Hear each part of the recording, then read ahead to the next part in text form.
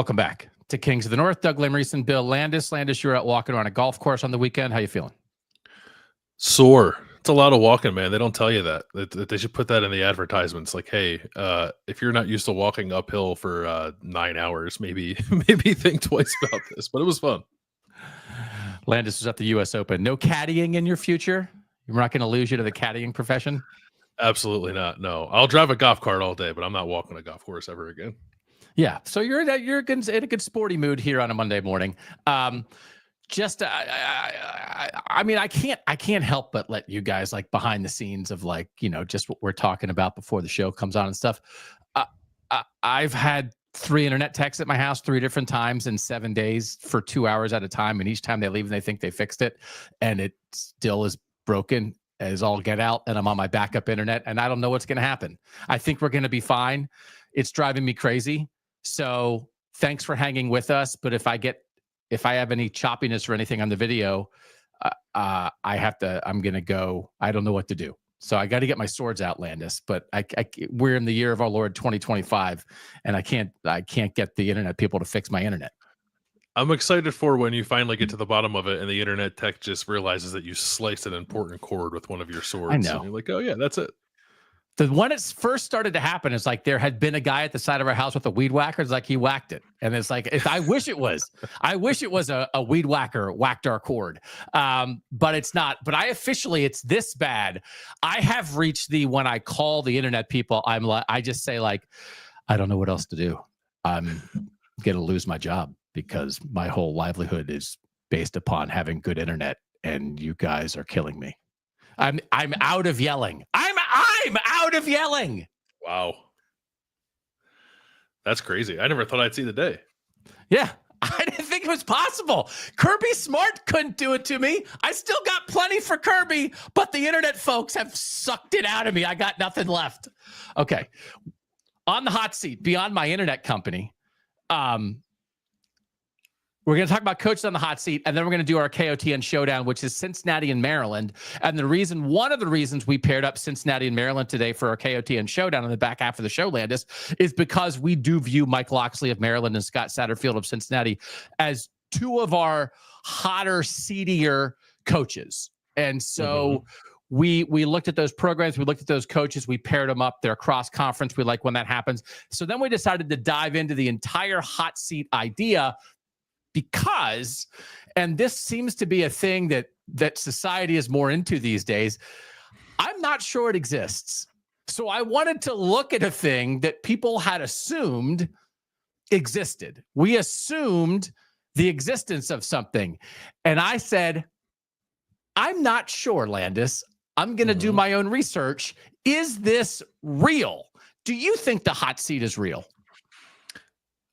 Yes, I do think the hot seat is real. I have thought the hot seat is real. I think the way we maybe sort of process those thoughts, probably needs to change a little bit because I'm not sure the motivations or like the appetites for programs to fire coaches is the same as it was 5 years ago. Maybe we could talk about that a little bit, but yeah, I think it's real. I think it's real. And then you did some research to, I think, I don't know, enlighten your own self as to the existence of the coaching hot seat. Hey, Lesmerises, why don't you enlighten your own self for once? It's real, brother. Like it is so real. And if you are on the hot seat and you have a losing record, you're going to get fired. You're almost certainly going to get fired. And if you're not on the hot seat, we have to remember you still can get fired. You can get fired out of nowhere. But I have the numbers here of firing percentage from the hot seat and firing percentage not from the hot seat. And it is stark, Landis. And the thing that I was worried about the most is being flippant about the hot seat. And we're never flipping on that. We wouldn't be flipping on this show, right? We're anti-flippant, right? No flipping it. We're no flippantness here. No flipping on. No. We could get a little flippant as it pertains to Southern football superiority from time to time, but we are human. He's got for his flippancy. We're not flippant. How dare Bill, this is college football is too important to many people to be serious about college football, right? We take this but it is jobs. It is people's lives. And so there are times when I'm like, to just be like, ooh, and the hot seat, even I almost didn't like the phrase. But the thing that I like to remind ourselves on this show is like, this is not a show for coaches. This is a show for fans. And so nothing, it's not against the coaches, but I think you actually, having done this research now, I think you have to tell fans what might be coming. And the hot seat actually is in service of that, because what it is, and maybe the hot seat's not the right phrase, but it's your coach is at a position where one more bad year very likely is going to get him fired. That, I think, is what the hot seat is. The flippant hot seat of like, well, you didn't beat your rival 2 years in a row, you're on the hot seat. Or, oh, you had a bad bowl game, you're on the hot seat. Like that kind of hot seat discussion, I think, doesn't serve anybody. But a real thing to tell fan bases, your coach is a bad year away from getting fired. And like there's almost facts to that. That's almost objective, not subjective. Actually is a service, I think, to fan bases and not to the program. They do their own thing, but into understanding a season and a sport and a league and a team. Because I think one of the most important things that we can do and our humble little role here of wearing hats and swinging swords is help people have reasonable expectations about their football team. So telling you that these programs, the head coach is a bad year away from getting fired actually is important, I think. I think it's important. I do agree with you, and I'm probably guilty of it.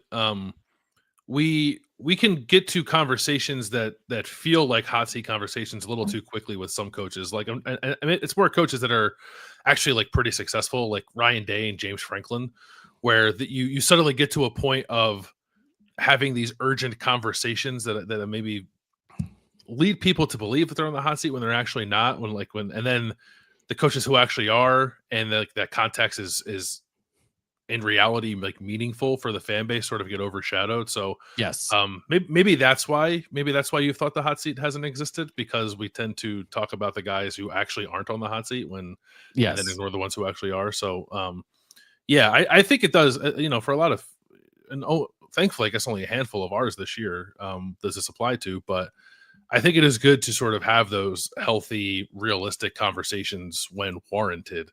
It's just that, and that's the case with sports media across the board, not just college football. We tend to apply it in areas we shouldn't.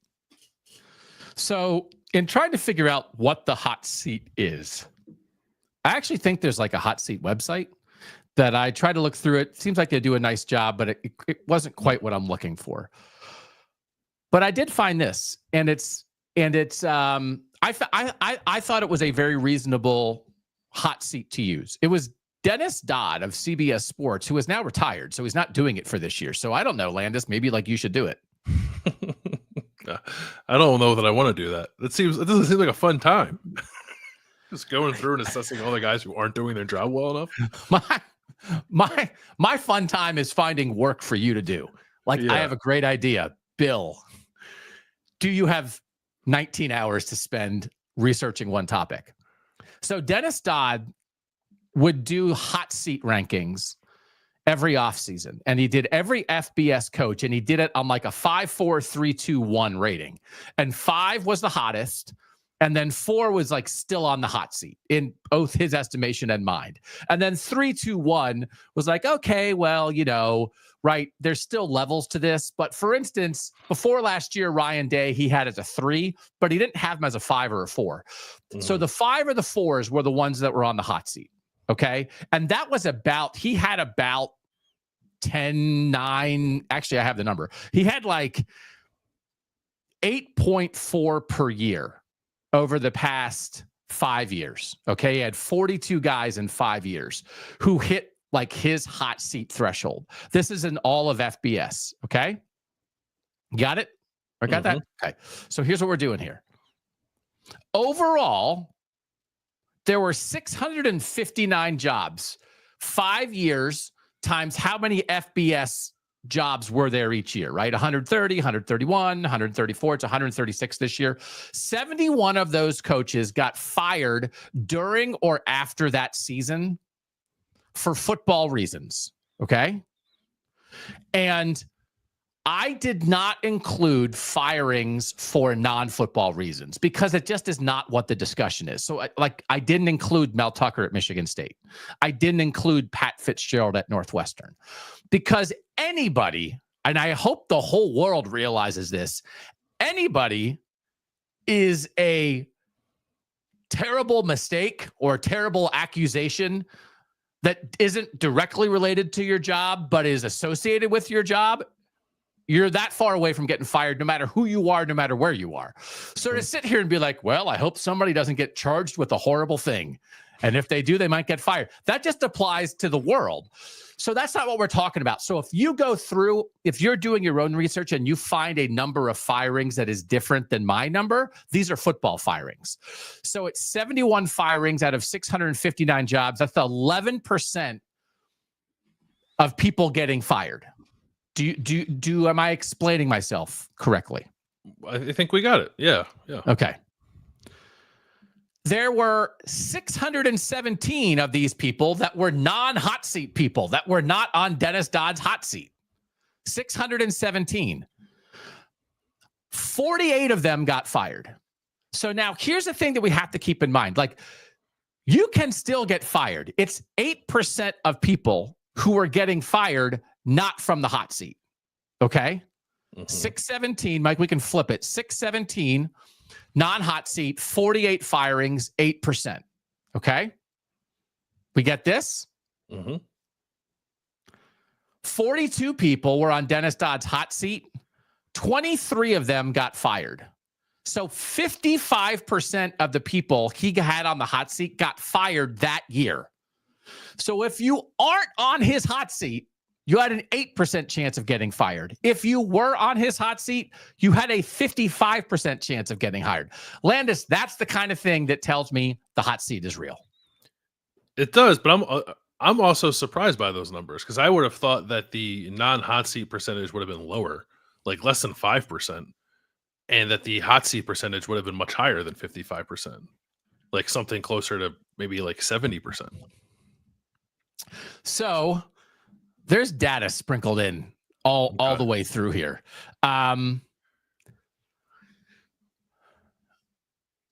There are coaches who are on the hot seat who then have a good year and then they don't get fired. So this is the kind of thing of where you're only wrong really when you're really putting a guy on the hot seat is if they had a bad year. If they have a bad year and they don't get fired, then you were wrong to put them on the hot seat. Because I think officially what the hot seat is, do we agree on this? The hot seat means if you have a bad year, you're almost certainly going to get fired.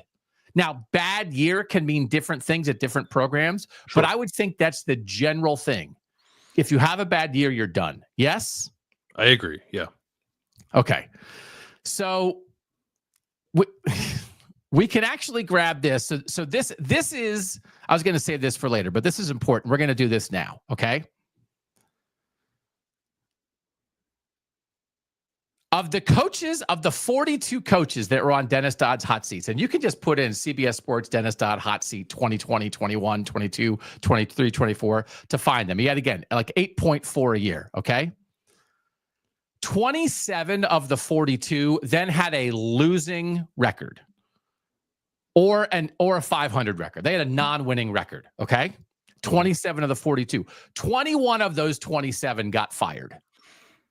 So that is the kind of percentage you're talking about. That you're on the hot seat and you have a bad year and you get fired. That lines up more with what you're thinking, right?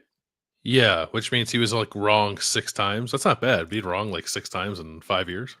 And 3 of the 6 were in the COVID year when I think some ADs and presidents were just given a little more leeway because the COVID year was a little nuts. So it was 3 guys who survived in the 1 year, and then otherwise it's 3 the other 4 years, right?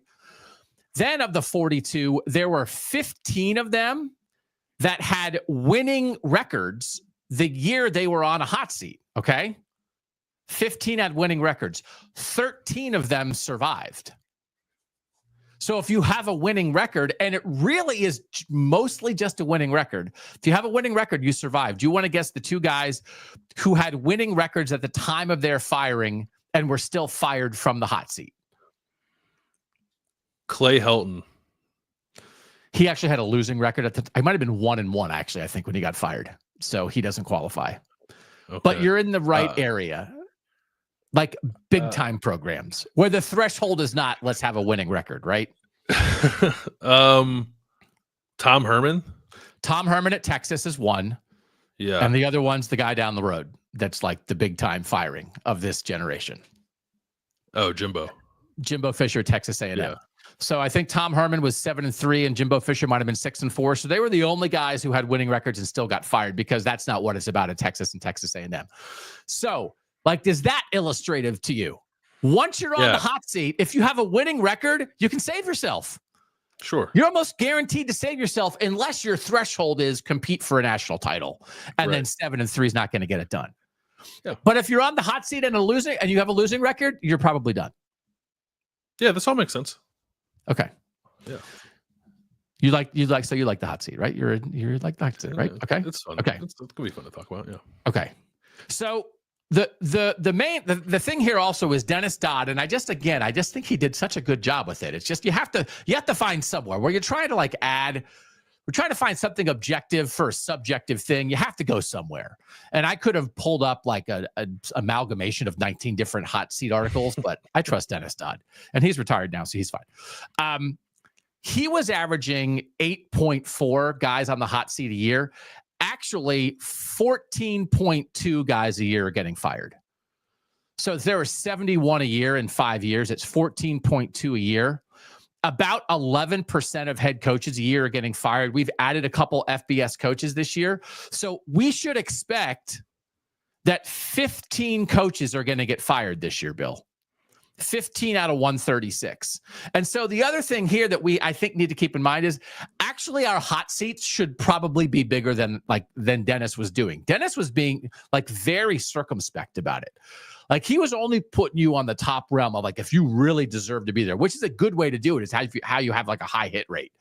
But I also think we need to remind ourselves that 15 people are going to lose their jobs this college football season. And so again, my instinct to not be flippant with firings is like, what do you mean? If you were in an industry where 11% of the people get fired every year, it's like, yeah, you'd be talking about guys getting fired. It's reasonable.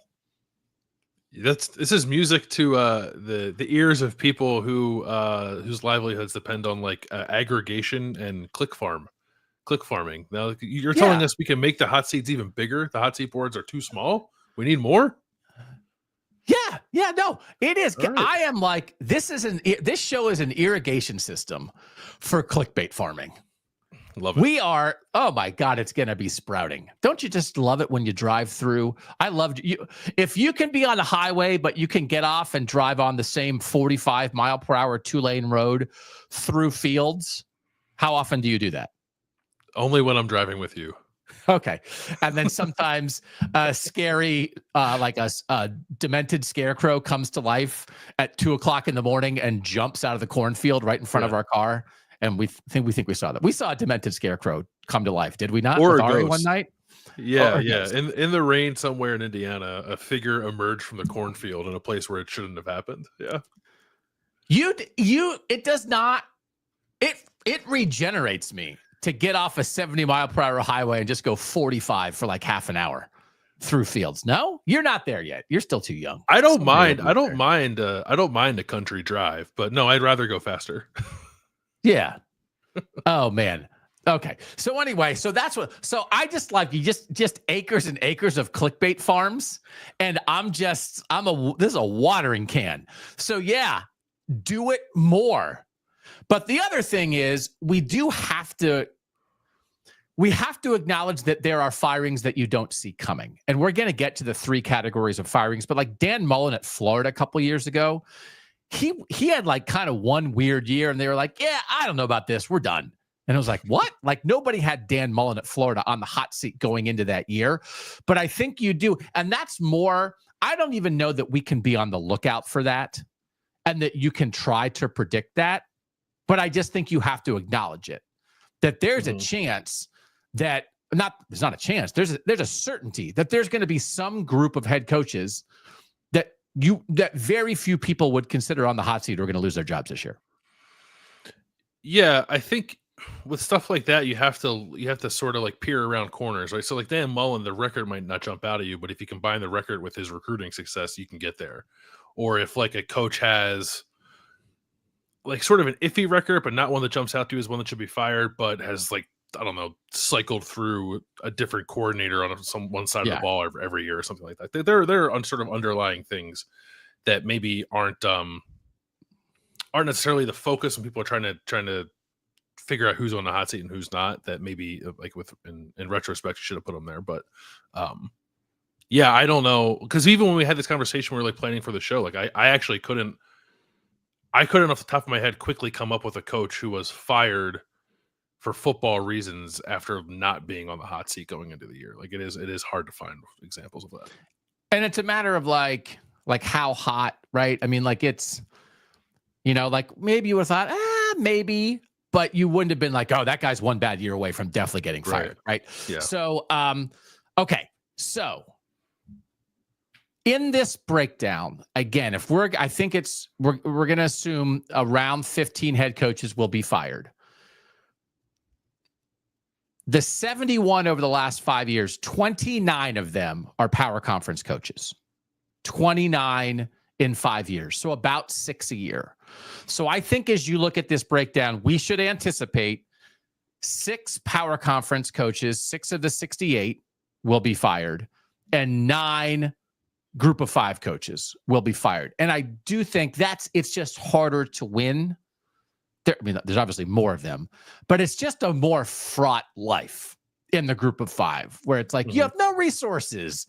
You had a couple good players, and the power conference teams all took them in the portal. You had a really up and coming assistant coach, and he left for more money somewhere else. The AD that hired you got fired because he didn't know how to fundraise, and right. So the idea that there's just this, it's a hard life down there, and you can set yourself up to climb the ladder, or your ladder can catch on fire very quickly. So does that sound reasonable to you? We're assuming 15 coaches are going to get fired, 9 from a lower level FBS, 6 Power 4. Yeah, I think so. I think that makes sense. The only thing I guess I would say in respect to that is I do wonder, with all the other stuff that's changing in college football, because it seemed like as administrators were trying to figure out like NIL and like the house settlement stuff and conference expansion and playoff formats, that maybe coaches who would have been fired in the past weren't, because there was just like too much on the plate of people making those decisions. And I wonder if are we still in that area that might bring down the numbers we're talking about just a touch. I'm not sure. Okay. 6 power conference coaches that we think we should expect to be fired. Of our 28 Northern coaches, who would we put on the hot seat going into this season of our 28? And then we'll do our categories here in a moment, and we'll go through all of the Power 4 to do it. But let me throw some names at you, and we can decide if we think they belong in a reasonable hot seat discussion or not. Sure. And then we'll see if there's anybody else I'm not thinking of. Scott Satterfield at Cincinnati, entering year 3. Yeah. Do you believe that this is a reasonable hot seat discussion for him? I do, very much so. Yeah. Okay. And again, this is like where I'm trying to, like, these are human beings. They're doing the best they can. They're highly compensated. Our loyalties are not to the coaches, but to the fan bases. And the decision, I hope the decisions that all these ADs and boards of trustees and university presidents and whatever Ron Rivera is at Cal, like all these guys who are like, I don't know, making decisions now. I don't know. That they're trying to serve the best interest of the fan base. And the question is this the best person that we could have doing this job right now? And that is a reasonable conversation. I don't think it's an affront. I'm like talking myself through this. You're allowed. So I've told these stories, right? Of like when I was a young sports writer, I fired the manager of the baseball team I was covering. And in my Sunday column. I was like, yeah, I don't know, probably should fire that guy. And then showed up the next day and he's like, oh, you think I'm going to be fired? Like, I did not have a discussion with him before I fired him in the newspaper. And then the next year I fired the GM, but I called the GM ahead of time and I said, I'm going to fire you in the paper tomorrow. And then we had a discussion about it and he gave me some quotes. So like, I try to be, I don't know if respectful is the right word. Like, not flippant is the right word. Like, I do, as much as this is a fan-based conversation, you can feel me talking me through this, Landis. Like, I'm taking people's jobs away, but they'll be fine. They have buyouts. They'll be fine. I support your decision to fire Terry Francona and Ed Wade. So, I mean, and I was right both times. I mean, like, they did happen. So, I mean, like, I don't know. And again, like, I don't, if someone wants to do a show like podcast hosts on the hot seat, like, put me on. Like, I get it. We choose the professions that we're in. But I'm talking my way through this. All right. Scott Satterfield, I don't think is an unreasonable thing. Mike Locksley at Maryland. Do you think he is and we'll get more into this because we're doing Maryland and Cincinnati. Do you think he's a reasonable placement there? Yeah, I think so. I guess I would listen to an argument that would put him maybe like a 1 degree below, like truly on the hot seat. But I kind of think that he's there with how last season went, with change in administration at Maryland as well. So I would say yes, just to not live in a gray area. Yes. And the again, I think the clear discussion here, if they have a losing record, do they have a very good chance of getting fired? I think Cincinnati, yes. I think Maryland, yes. And it's not even whether I think that should be the case. It's whether it is the case. And I think it is the case. I think it is a very good chance of a coaching change if Maryland doesn't make a bowl. Yeah, I think that's right. Wisconsin, Luke Fickell. We've done Wisconsin on KOTN Showdown. What do you think of Wisconsin and Luke Fickell here? I think he is. I know, like, he got, like, it was a 1-year extension, which is just sort of like boilerplate stuff that Wisconsin does. So like, I wouldn't read too much into that, but yeah, I think we've had a lot of conversations about sort of how historically down Wisconsin is, these last 2 years. And I don't know that they can stomach another year of it. So I think he is very much on the hot seat. Yeah, I agree as well. And we'll get into categories. I think he fits very, very, very firmly into one of the categories that historically has been one of the ways that Power 4 coaches get fired. The other one that I would add here is David Braun at Northwestern, which was sort of I don't want to say a miracle year, but a very good coaching job in a very difficult situation to pull everything together 2 years ago and make a bowl and beat Utah in a bowl game, and then bad last year. Quarterback got away from them. They've seemingly, I think they tried to solve quarterback as well as they could with Preston Stone from SMU. But if we go back to, if Northwestern doesn't make a bowl, if they have a losing record, if they're 4-8 or 3-9, are they going to make a coaching change? I certainly could see it. So I would put him in that situation. Again, as Doug continually throws caveats in here, I don't know why. Well, I'm soft. How did I get soft? I can't be like this. I can't be swinging my swords in the South and then a softy about the North, right? I have to step up. No, yeah, I agree. Yes. What's happened to me? I don't know. Is it empty nesting, or you're on the precipice of empty nesting and it's turned you off? Oh, yeah, that could be it, actually. We'll see. We'll see if I'm just having breakdowns. Like, yes, it's one thing to have a breakdown after a bowl game and a long season, but like if I'm having breakdowns like in week 2, it's like, kids are gone. What am I doing? I don't even think it's a discussion about like deserve it. It just is. And I do think, if Northwestern's 3-9 or 4-8, I think David Braun has a very good chance of getting fired. I don't think Northwestern is going to want to go out into the world and try to sell season tickets in its brand new flashy football stadium with a head coach who's on the heels of winning 7 games in 2 years, if that's what this is. So if we were doing the Dennis Dodd method, 5-4-3-2-1, 5 and 4 is the hot seat zone. I think I'd put Satterfield at a 5, and I might put Fickell, Locksley, and Braun all at 4s. But the bottom line is I would put them in that hot seat zone. I think that's right. I could maybe put Fickell at a 5. Okay. But the others, I think the other 2 I'd put at a 4. Yeah. And the reminder here again is go have a winning record and you're not going to get fired. It's like, oh, you put me on the hot seat, and like you wrote you signed my death certificate. It's like, no, we didn't. We just said, if you're not good, you're going to get fired. So go be good.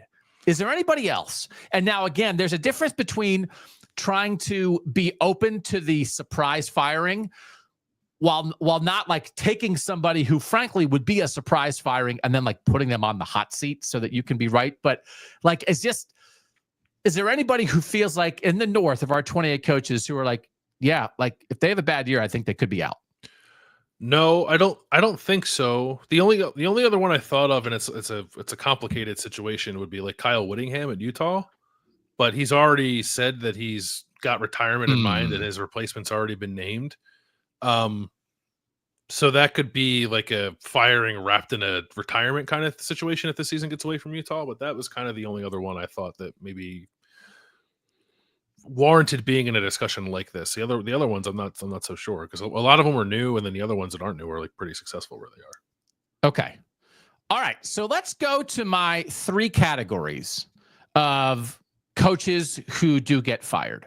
So these are the 29 power conference coaches who have been fired in the past 5 years. Okay. Not just North. And the 3 categories are: this didn't work, which is usually pretty quick. Like, we tried this. Oh boy, this was a bad move. You're done. There's the you've lost it, which was once upon a time you were pretty good at this. You had success here, but we think you're on the backside of that and you're not going to get it back. And then there's the we need a change, which is kind of like it's not you, it's me. That's it's not even necessarily that you've been terrible, but we just need a new coach. This is the one the most that is with like sorry, like kind of tiptoeing as you back out of the room. And that category is smaller. But I think all 29 fit some version into one of those categories. Of course, some of them are like, well, it's half this and half that. What do you think of those 3 categories? I think that makes sense. Yeah. The we need to change one is a little complicated, or at least it can be, or a little hard to nail down, I guess. But the other 2 definitely make sense. Okay. So then we're not yet, but we're going to pick the coaches that we think fit these categories as being on the hot seat for this year. 10 guys in the this didn't work category over the last 5 years. Okay. I'm going to run through them for you very quickly. Ryan Walters, Purdue, 2 years, went 1-11 last year and got fired. Is that a pretty good this didn't work? I think so. Yeah. Zach Arnett at Mississippi State got fired after 2023, went 4-6. He took over for Mike Leach after he died the year before. A very difficult situation, but they just decided like, this is kind of matches Braun a little bit, that you're sort of hired unexpectedly and it's almost not your fault, but you try it and it's like, oh no, this didn't work. So he fits into this didn't work. Scott Frost is a long timer. This didn't work. He got fired in year 5 in 2022 at Nebraska when he was 1-2, but it never happened. And frankly, like, I think you should say Dennis Dodd had Scott Frost on the hot seat like 3 straight years. He probably should have been fired sooner than he was. They tried their best with the hometown guy to give him a break, but it never worked. And so 5 years is kind of a long time. It was early in year 5. That's a long time for a this didn't work. This didn't work is usually 2 or 3 years. But I still think he's a this didn't work because it was never good there. It never got off the ground. Yeah, it's not like you couldn't. He never had something to lose. You couldn't put him in the other category. Right. Jeff Collins at Georgia Tech in 2022 in 4 years. Carl Durrell at Colorado in 2022 in 3 years. Brian Harsin at Auburn in 2 years. That was definitely a this didn't work. Jimmy Lake at Washington in 2 years. He had some off the field stuff, but they didn't fire him for cause. So they paid him. So like he was losing while he was getting accused of like pushing players and stuff. So I still think it's enough of a football move. Jeremy Pruitt at Tennessee broke a gazillion NCAA rules, but also lost on the field. And again, in the SEC, if you win while you're breaking rules, they'll keep you. So he got fired. He was 3-7 in year 3 and got fired. Kevin Sumlin at Arizona in 3 years and Lovie Smith at Illinois in 5 years. Again, never really happened. Kind of a long time for the this didn't work. But those are my 10 this didn't work. And I think we're not doing it yet, but like you can see, like this didn't work is pretty clear, and we have candidates for that. We do have candidates for that. Yeah. Also, that was nice of you to put Jeremy Pruitt in this category and not in our athletic department back the bus over me category. That's a subgroup. This didn't work. Sorry for the tire tread subgroup. Yeah, that's the. So, okay. The You've Lost It group is 14. And this is, you kind of at least did something, but then it was like, okay, it's no, we don't believe in you anymore. Jimbo Fisher at Texas A&M. After 6 years, Dino Babers at Syracuse, one of our Northern guys, 8 years there, and like had like a good year, like a one excellent year, one pretty good year, and then like tailed off at the end. And they were like, okay, you're not getting back. Tom Allen at Indiana, 3-9 his last year, but 7 years there, good in the COVID year, solid another year. I think Tom Allen fits the You've Lost It category, right? Yeah, I think so. Because there was a time when people were like, Tom Allen, have you seen that guy give a locker room speech? Come on.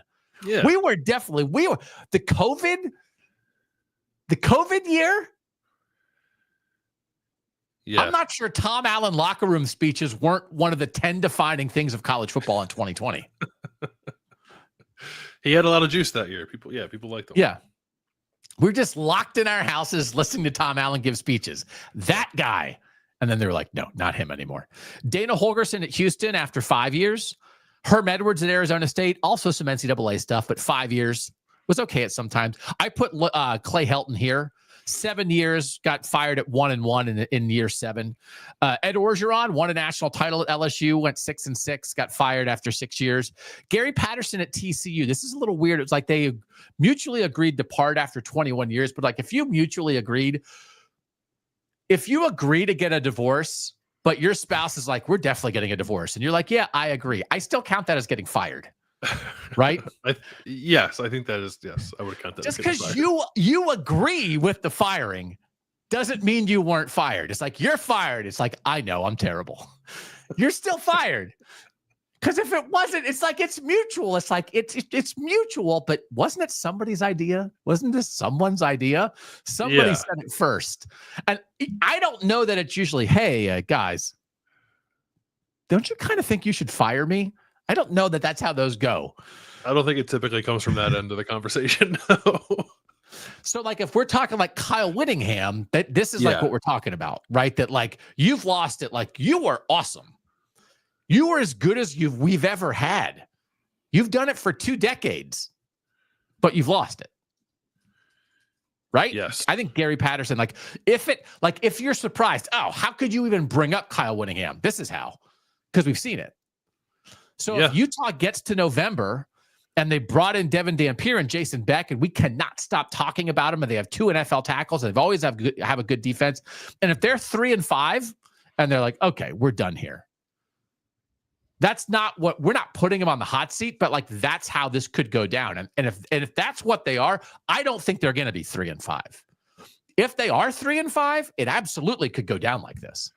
Yeah. And like I said, it'll be Kyle Whittingham resigning. But that's not what it is. We'll be able to see through that. Yeah. Yeah. Okay. So Gary Patterson, TCU. Justin Fuente at Virginia Tech after 6 years. Dan Mullen, Florida, 5-6 in year 4. And like, you've lost it because like he was decent for a year or two, and then it was like he kind of lost it pretty quickly. David Cutcliffe at Duke, 14 years, but 3-9 in his last year. Gus Malzahn at Auburn, 8 years in. Derek Mason at Vanderbilt, 7 years in, was 0-8 in his last year when he got fired. And Will Muschamp at South Carolina went 2-5 in year 5 and got fired. So those are my 14. You've lost it. We know what this looks like, right? Yes. And there, as you laid out, there are a couple different pathways to get there. But yeah, I think this is pretty clear. Okay. This is my last category, is that we need a change, that it's not necessarily like you're a little bit surprised. And like, it's not like, oh yeah, that coach, that had to go. But it's like, oh, like they're trying to get better, but it wasn't such a complete disaster that they had no choice. So this is a little iffy. You said this category is like a little hard to wrap your head around, right? Yeah. There's some, I think there's some guys you could put in this category that don't necessarily jump out to you as being there. But yeah, I thought, as we're going to give our picks a little later on, like I actually thought this was the most difficult category to find, try to find somebody who like truly just fit into this one kind of silo. So I only had 5 in this category. One is Mac Brown at North Carolina getting fired last year at 6-6. I mean, he's a legend there. He was there for the second go round. He was in year 6 of the second go round. And I don't think going 6-6 at North Carolina is like, we can't how dare you? We're North Carolina. But they just wanted to hire Bill Belichick. And they just kind of wanted to be done with the older guy who they kind of knew what his deal was. But I don't think Mac Brown like absolutely fell off a cliff. I just thought they were kind of tired of it because they had 2 go rounds at it. Yeah. 20 plus years. And look what they did. They went nuts. So I put him in this category. I think that makes sense. I guess you could say that you could put Mac in the "you've lost it" thing too, but it's not like Mac lost it Mac lost it before he got to North Carolina. So yeah, that's why the reason for that firing. I just think like it was fine and probably could have been fine moving forward, but you want to be something more so you make a change.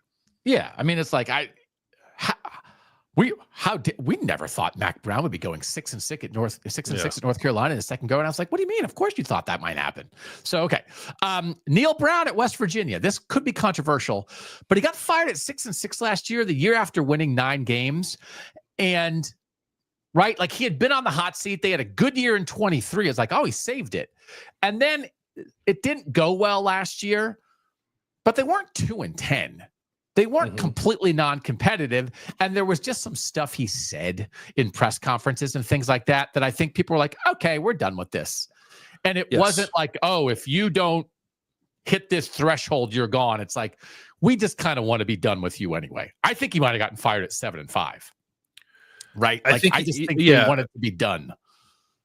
Especially with Rich Rod lingering out there, which is like, I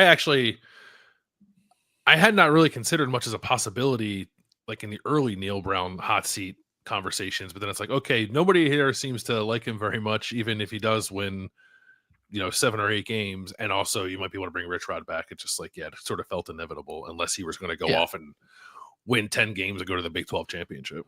Right. Okay. Paul Chryst at Wisconsin in 2022. He was 2-3 when he got fired. He was in year 8. He was leaking a little bit. This could be, you could put this in, you've lost it. There's certainly some component of you've lost it. But also at the time, I think people were surprised that Wisconsin fired Paul Chryst. And I think when you see the hire and then the way Luke Fickell went about it, I think they just wanted to try something new.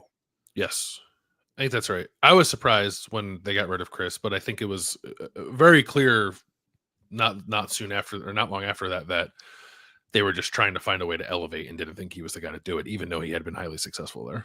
Yeah. So do you think this is the right category for him? Yeah, I think he kind of straddles both, as you mentioned, but I think this makes sense. Yeah, we need a change. Yeah.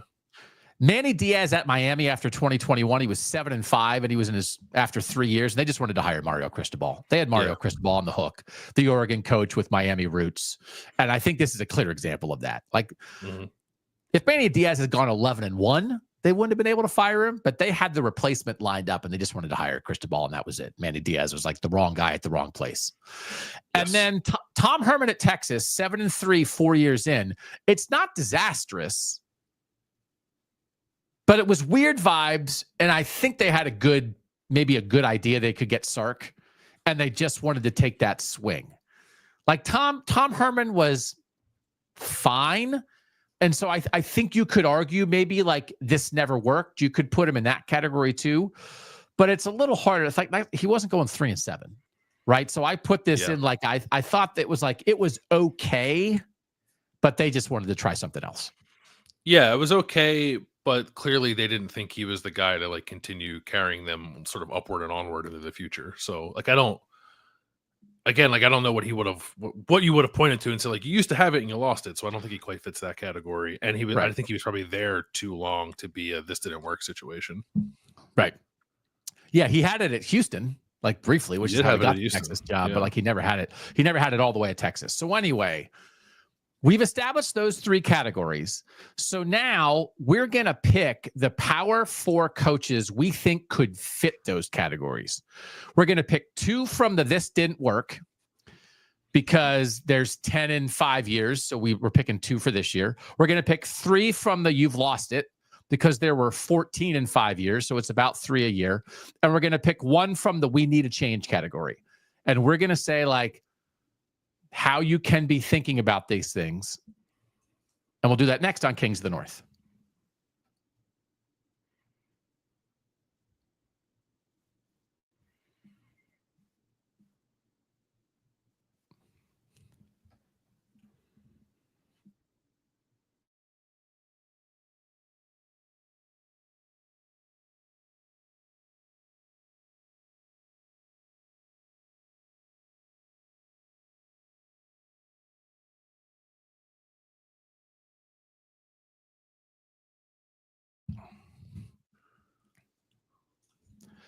Lesmerises and Bill Landis. Thanks for being here on Kings of the North, whether you're on YouTube live with us, whether you're listening back on a podcast, watching back on YouTube. Give a thumbs up, drop a review somewhere, tell a friend. We're just grateful that you guys are here. Landis, there was some good chatter before the show even started, just about some of the house settlement stuff and what this means for the North and South. And we've had people ask before, like, is this going to help teams, like help certain teams or certain types of teams? What is your appetite for a house settlement discussion on the show that tries to dive into the ins and outs of how it's going to affect North versus South, how it's going to affect these types of programs versus these types of programs? I mean, if I'm, it's low if I'm being honest, only because like I don't, there are no specifics in these conversations, right? We don't know. A lot of what we think we know of, like the monetary component of these roster transactions, is still just like based on rumor. So without that, I don't know. I just like I find that those conversations tend to not lead really anywhere constructive. So, but if people are into it, like I saw some of the chatter, like, was this good? Was this bad for the North? My quick answer is like I don't know why it would be bad, but if people want it, we can do it. I just don't know that we're going to lead to very much in the way of like answers, because we don't know. So I think there's two things here very quickly to do 45 seconds on this instead of 45 minutes at the moment. One is, if there is an idea, and I think some of the folks in our live YouTube chat were saying, when it was the Wild West for the last couple of years and there were kind of no rules, we saw the North get activated. We saw Indiana's NIL help them. We saw Bryce Underwood and Michigan's NIL help them. We saw Ohio State step up in NIL, and Oregon, and what Penn State is doing and keeping guys around, right? And so if there are no rules, then the North feels like, well, let's go. Like, we're activated. Because if there are no rules, there's nobody's breaking rules because there are no rules. What some of the people in our chat were saying, if there are rules, and if the house settlement is trying to say anything over $600, you've got to clear it with us. If there are rules, if the assumption is the North will try to follow them and the South will not. And that the Wild West is actually better for the North because you're just in the town square shooting each other. And now, if the sheriff comes to town, the South is still going to like get their posse together. Now they're going to shoot the sheriff, and the North is going to be like, "Oh, the guy's got a badge." Yeah, like, I don't know that I feel that way. The badge. So, but there's. Can I use another analogy for a couple of guys from Pennsylvania? One of whom grew up not too far from Amish country. The North has been on Rumspringa for a couple of years, and they ain't going back. They're not going back to the farm. They're not. They're done. They're out of the lifestyle. They got a taste. They're out. I'm not worried about it. They're staying. They're staying in the new world. But the two things that I think could be different, that maybe will be better this time, is A, it's not the NCAA enforcing it. So nobody respects the NCAA. Nobody believes in the NCAA. The NCAA has become a joke and a shell of itself for the last 20 years. But now if the rules are being forced by like the power conferences themselves, and that's the clearinghouse. It's not Charlie Baker and a bunch of pencil pushers in Indianapolis. It's the people who are the big time programs are also the enforcement wing. They hired the guy. They made this plan. So then maybe they'll actually enforce it and listen to the enforcement. And if the Big 12 and the Big 10 are like, hey, SEC, you're breaking the freaking rules. Like, I just think that's different than the NCAA. Maybe, right? Sure. And I will never give in to like college football is ungovernable. And I ranted about that the other day.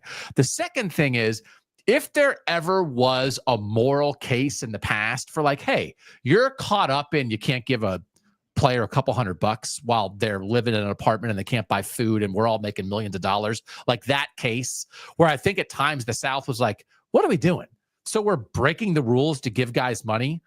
Like, you nerds, you prudes are denying these guys what they deserve. We're Robin Hood, right? We're Robin Hood. Hey, man, we're Robin Hood. It ain't British. I'm Mater Robin Hood. Like that's dead. Because now they're all millionaires. So the idea that like, hey, we're giving you $20.5 million in-house of revenue to give you, plus we have legitimate NIL deals to make, and you're still breaking the rules? Like, there's no moral case anymore. The moral case is, thank God we're actually paying the players what they deserve. But that's not enough. So like, I think that's different.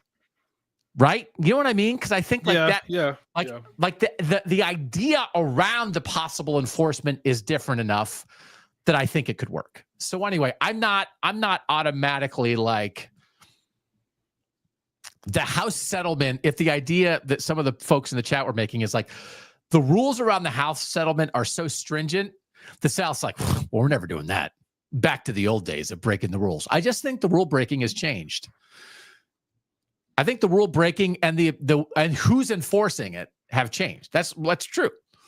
Yes. The Robin Hood case is dead, and it's not the ineffectual NCAA enforcing it. So I think those are two big things that it's over. We're back to the South breaking rules and the North following them. And whatever advantage the North got back to an even playing field in the last couple of years, that's gone. I'm not ready to believe that yet. So I guess it's twofold for me. I don't think that like the Big Ten, just to use like one entity, is ever going to go back to a place where it just sort of shields its eyes from whatever's happening down in the SEC and just accepts the results of the SEC doing business one way and the Big Ten doing it another. So if the SEC in this new world decides it's going to go back to pushing the envelope, I think the Big Ten will be right there with them. Or it'll be what you just said, that nobody's going to push the envelope because now the potential penalties for doing so feel far more consequential and real than maybe they have in the past. I am not fearful of one side living in the Wild West and the other not. Yeah. And again, the other idea of this is like, well, why can't a booster just give $500,000 to players? Because it's salary cap circumnavigation, which is not allowed in professional sports. So it's not a comparison of, well, a booster could give $500,000 to a violin player. That's not the argument anymore. It's salary. You're breaking the rules of the salary cap. We have ways to pay people.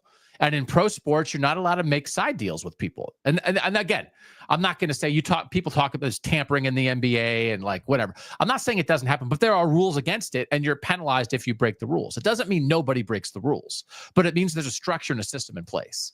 So we also have to like get out of that thinking, which is the thing that currently is driving me nuts about college football. Is again like, when you want to make people who want to make a pro argument 1 minute when it suits their case, and then want to make an amateur argument the next minute when it suits their case, and they simultaneously want Bryce Underwood to be treated like Patrick Mahomes and like a sophomore violin player. And they want both of those circumstances to apply to the college athlete for whatever fits in the moment, like their agent, how their agent wants to work things.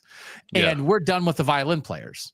In the old days, it's like you are a violin player, and a violin player is allowed to get money from people, and the athlete who's making money for the university can't. But now you're Patrick Mahomes. You're not quite as well compensated, but let's not pretend. Right? Let's not pretend. All right. We are going to play 6 coaches in these categories. Are you ready to do this? We're going to do 2. This didn't work. 3, you've lost it. 1, we need a change. And let's do it. Okay. You ready? Let's do it. Who are your this didn't work candidates, the guys that you're thinking about that could be applied here to this category to get fired this season? Sure. My 2 are Luke Fickell at Wisconsin and Hugh Freeze at Auburn. Okay. How many years has Hugh Freeze been at Auburn? 2. He's 11 and Okay. 14. He's worse than Luke Fickell is at Wisconsin. Okay. Do you apply Satterfield is this category, right? Yeah. Is that correct? Yes. So you just aren't picking him. Here's the guy that I listed. Freeze is a good one. I put Scott Satterfield in this as a possibility in this category. Tony Elliott from Virginia, I put as a possibility here. Brent Pry from Virginia Tech, I put in this category possibly. You know who I put here? Bill Belichick. Oh, yeah. Actually, that's a good one. I didn't think of that one because he's yet to coach a game, but it already kind of feels like it's not working. Also, that actually, again, that's a subcategory of this didn't work, and the subcategory is get your girlfriend out of here. So the get your girlfriend out of here subcategory, Brent Brennan at Arizona is very, very much in this category. Luke Fickell, and then is Brent Venables at Oklahoma in this category? I think so. Yeah. I think you could put him there. So I think I would pick Scott Satterfield and Brent Brennan as my 2 from this category. But Fickell, because again, it's like now, and we're going to get into this in the showdown in a second, you're starting to play the game like with Satterfield and Fickell of who's more likely to have a losing record. Because this is just what history tells us. If you're here and you have a losing record, you are in major trouble. And if you have a winning record, you're probably going to save yourself. So is that a little bit of why you picked Fickell here and not Satterfield? Yes. We talked about this when we did this showdown that included Wisconsin. The schedule's a bear. A bear. SP plus, like updated spring ranking, strength of schedule, Wisconsin is 4th. Okay. And he has to have a winning record. So this is one of those things again, because now this is where you have to be realistic about things. He's a playoff coach. I think he fits culturally like what they want to do, right? It's not like it's a bad cultural fit. I think he's a good person, right? He's everything you want, I think, off the field from a coach, right? There are many things. So you could say to yourself, well, and the schedule's so tough. Could Wisconsin be staring down a 4-8 or a 5-7, and they just give them a 4th year? Because like we said, it's almost like you wipe out the first 2 years of the Longo experiment, and they just give them a 4th year for all these other reasons. And then it sort of is more, well, no, when you get here, if you don't win, you're dead. Like you're done. That's just what history tells us. So you're asking, would Wisconsin, a proud football program with a great history that I don't think is an unreasonable knee-jerk place, and Luke Fickell, who is not a jerk coach at all, can they find a way to get to year 4 even if it's not great? And the answer is history would tell us no. History would tell us no. If there's no like weird, surprising upshot Big Ten team to make the playoff this year, I think that would help Luke Fickell's chances. If like another team does what Indiana did, which is to say, like if Illinois makes the playoff, I don't think that's great for Luke Fickell if he doesn't have a winning season. Yeah. That's well said. So we just have to be realistic here. So officially, and again, is this a prediction?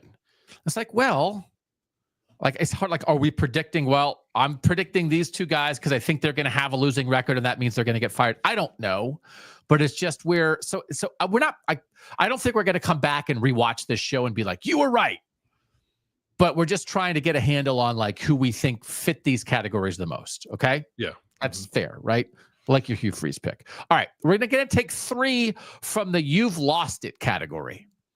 So who are your 3 you've lost it, which usually implies that there was at least a time when at the school you were pretty good once. Yeah. Mike Gundy at Oklahoma State. Mike Gundy is also on my list. He's only had 2 losing seasons there. It was first season and then this past season. But I don't know. And I guess he maybe restructured his contract a little bit, and it does seem like there's some pressure on him. I don't know that he can survive another losing season. Again, it could be a Gary Patterson situation where it's not presented as a firing, but I could see Mike Gundy not being the coach of Oklahoma State after this year. Another one for me was Mike Norvell at Florida State. Also on my list. Weird tenure at Florida State for Mike Norvell.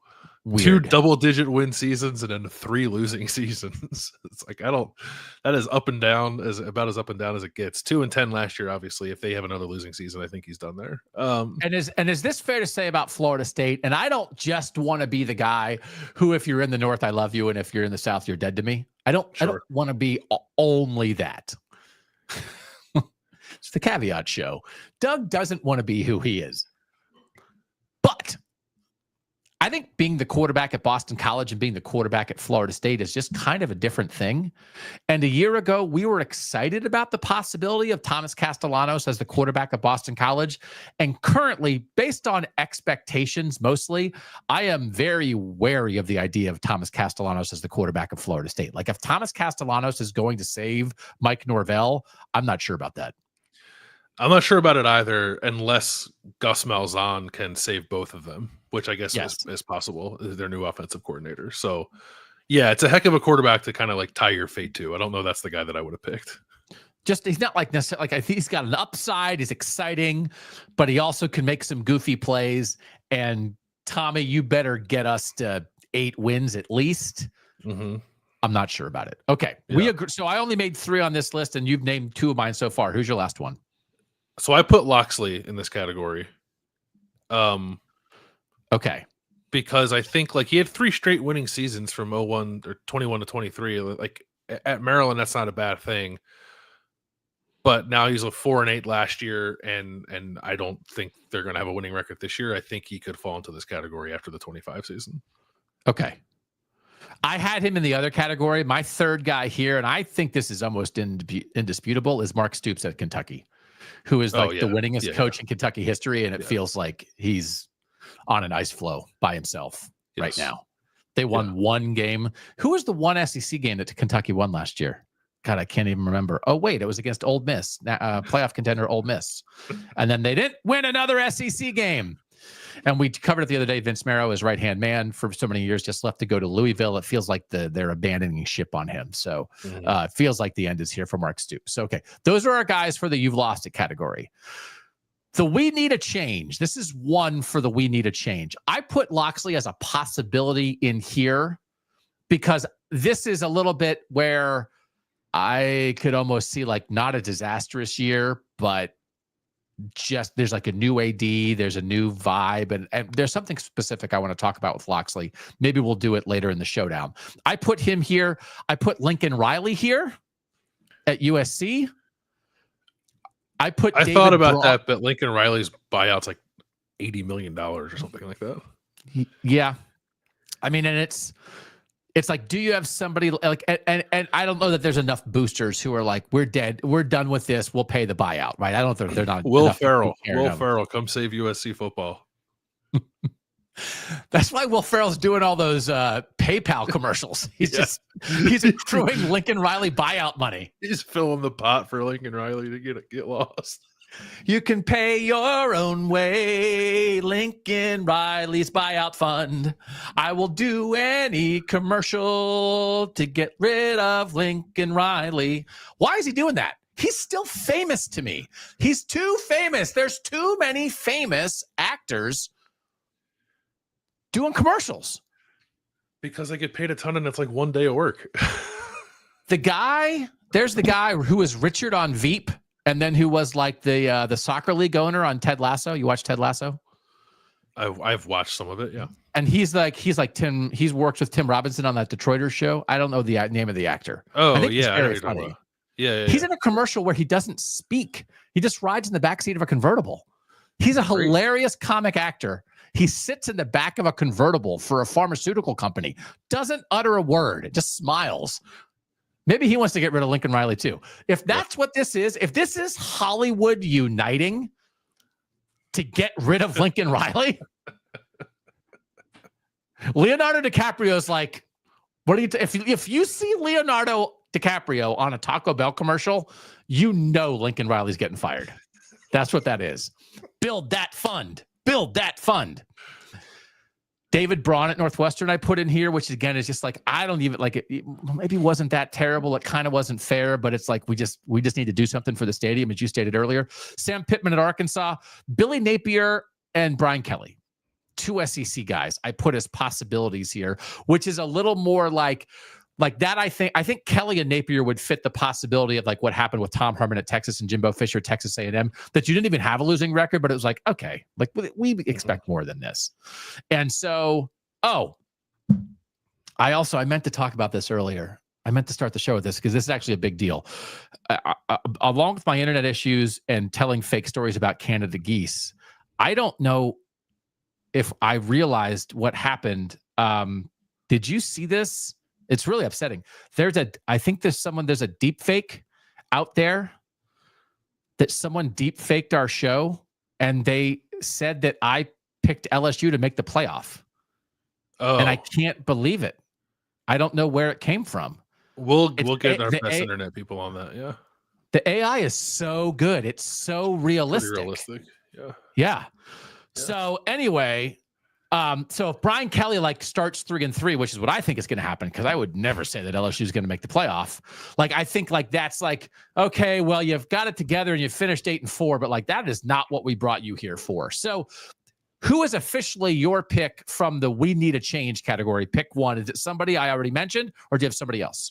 No, I had Sam Pittman there at Arkansas, who's like kind of been on the hot seat, but also it's just, and he's had like, if you have a couple winning seasons as Arkansas's head coach, I don't think that's terrible, but it feels like that relationship maybe has run its course and they just kind of kick the can down the road another year. Yeah. Okay. I think I might officially go Braun here as my official choice. Yeah. I am super intrigued by Billy Napier and the idea of, are they okay? Are they actually kind of decent, but like, are you wasting DJ Lagway? And people getting riled up about that. But what about the other side of that? Because I've wondered that with Mike Locksley too. It's like you're tied to the quarterback, and like Malik Washington is not the same prospect as DJ Lagway. But if you think that kid's got the goods, and getting rid of Mike Locksley means you might lose him, do you keep Mike Locksley? Right. But then and I don't know the Billy Napier DJ Lagway conversation, but if you fire Billy Napier and hire Lincoln Riley, is DJ Lagway going to leave? Or would you be like, oh yeah, I'm good with that? Yeah. You want to do that? Put Lincoln in Gainesville. Yeah. Get Will Ferrell out of his hair. My God, Will Ferrell, would you give Lincoln Riley a break? You saw Will Ferrell did a movie about singing songs in Iceland. He hates Lincoln Riley. He wants this guy gone so bad. Yeah. It's like the Will Ferrell doing D-level movies is like the Grim Reaper for Lincoln Riley. I hope he knows that. Yeah. He knows. He did a movie about testing his press conferences. Getting married on an island with Reese Witherspoon. I thought it was going to be good. It was not very good. It was terrible. What happened? That actually, this makes me feel so much better about both things, because I'm actually very worried about what's happening with Will Ferrell's career. But if this explains it, he's just out to get rid of Bambi. Like, that's a burden lifted two different ways. What a hero. Me. Yeah, what a hero. God, he's just out to stop saving the Big Ten. Thank you, Will. That's a real American. All right. Any questions? Anything else we want to add to our discussion about the hot seat? Have we explained what this is? You can, once you're on it, win and you survive. Once you're on it, lose and you're probably done. There are different ways to get fired, but the bottom line is that we have to be open to the hot seat because it's real. That's the thing, that the hot seat's real. I wasn't sure. I honestly wasn't sure before this research. It's definitely real. It's real. Yeah. John in the chat just got me nervous again about Jed Fish going to Florida. So we can stop having this conversation. Fire Billy Napier, DJ Lagway decides to go elsewhere, and then you bring Jed Fish and Damon Williams. What are we doing? No. Why did? No thank you. Can we have 15 seconds of Will Ferrell joy before we send Damon Williams? Oh my God, to the SEC. Why is this happening? Okay. This is really quite a way to view college football. I don't want it to be, I love you when you're in the North and you're dead to me when you're in the South, but it actually very clearly is that to me. And it's a hard thing to wrap your head around. I don't like it. I don't like the angst. Yeah. If John Mateer had transferred to Minnesota, I'd just be like wearing headbands and eye black every day. And instead I'm like, he stinks. Ben Arbuckle. Dead. You chose it. All right. When we come back, let's get to the showdown. Maryland versus Cincinnati next on Kings of the North.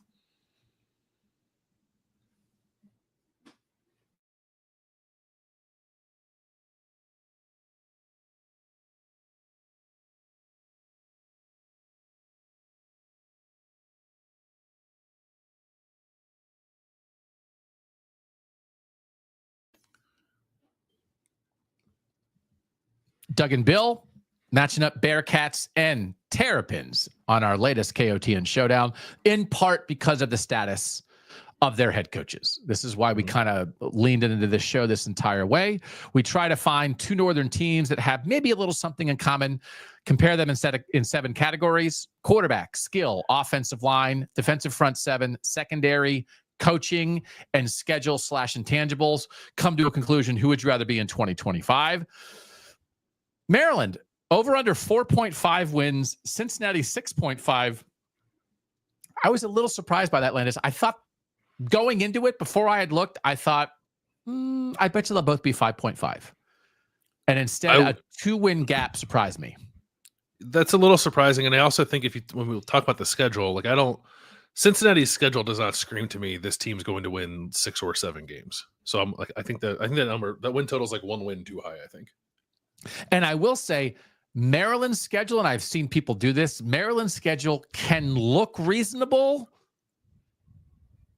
And then if you squint, you can look at it again and be like, are they going to win 3 games? I'm not sure where the 3 wins are coming from. So it's an interesting, it's not a devastating schedule, but it's certainly not easy. And when you're Maryland and you're in this situation, nothing's going to be easy. Maryland, 300-1 to win the Big Ten on FanDuel. That's tied for the worst odds with Purdue and Northwestern, so they're perceived as being at the bottom of their conference.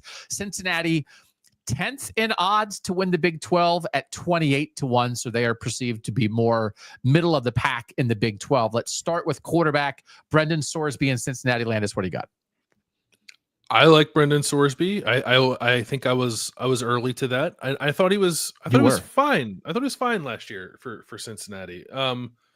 He had 18 touchdowns. He threw 7 picks. Like the turnover worthy play number or percentage is not especially high. The big time throw percentage is not incredibly high either. I think there are things with him, be better throwing the ball down the field. If you look at his numbers under pressure, he wasn't very good. I think he maybe takes too many sacks for a guy who is mobile, and he does have that to his game. Like, he's a true dual threat quarterback. I thought he was pretty solid last year and stands a chance to be even better this year. Now that the supporting cast is changing pretty drastically around him, and we'll talk about that. But I was looking through like some of the other kind of dual threat quarterbacks from last year. So there were 4 power conference quarterbacks who had at least 9 rushing touchdowns last year, which is what Brendan Sorsby had. The others are Jalen Milroe, Riley Leonard, and Haynes King. Okay. And of those quarterbacks, the only guy who threw for more yards and touchdowns than Sorsby did was Riley Leonard, and Riley Leonard played 4 more games than Brendan Sorsby did. So, like, am I saying Brendan Sorsby's better than Jalen Milroe? No. But I think I'm saying that this guy is probably better than you think, or like has a little more to him than you realize in terms of like being a playmaker. He's gonna take some steps in some key areas, but I think Cincinnati has a reasonable chance of having like a top 6 or so quarterback in the Big 12 this year, which is pretty good. When you even float the idea of Brendan Sorsby being better than Jalen Milroe, that's what makes me proud to be a Northerner. Yeah, that's what we're here to do. Yeah, that's for you guys to decide. It's not. I'm just asking the question. I'm not offering answers. Just say it. You know who thinks that Brendan Sorsby might be better than Jalen Milroe? Will Ferrell. That's right. Son of the North. I can't save it for Wednesday. I can't save it for Wednesday. And I haven't looked it up, and maybe everybody knows this. We went and saw the Mission Impossible movie in the theaters after all of our homework, so I will talk about that on Whatcha. But they have like Ethan Hunt's big like ID card that they show on the screen, and maybe everybody already knows this. Do you know where Ethan Hunt is from? No. Son of the North, Madison, Wisconsin. Hell yeah. Love that. You know, do you think we could get Ethan Hunt on to talk about whether Luke Fickell's on the hot seat or not? Absolutely. And I think Tom Cruise is insane enough to do an interview in character as Ethan Hunt talking about Wisconsin football. And he would grind tape for 40 hours before coming on the show. I mean, he'd be like, I got to tell you that Kevin Haywood lost. That's really tough. But I love what Tretch Kekahuna can do in the slot again this year. That could be, and that, what we should do is we can just have like Jesse Temple come on to talk about Wisconsin, have a real Wisconsin expert. And then in the middle of the interview, he can rip his face off and be Tom Cruise. Yeah. I can see that. So anyway, if everybody in the world, of course, Doug, Ethan Hunt's from Madison, everybody knows that, then I apologize. But if we all just discovered together that Ethan Hunt is a son of the North, then let's enjoy that moment. I am a little worried about the quarterback position at Maryland because I think they're going to go with a kid. And I'm not worried about the kid, but force feeding Malik Washington early makes me a little nervous. He's a true freshman.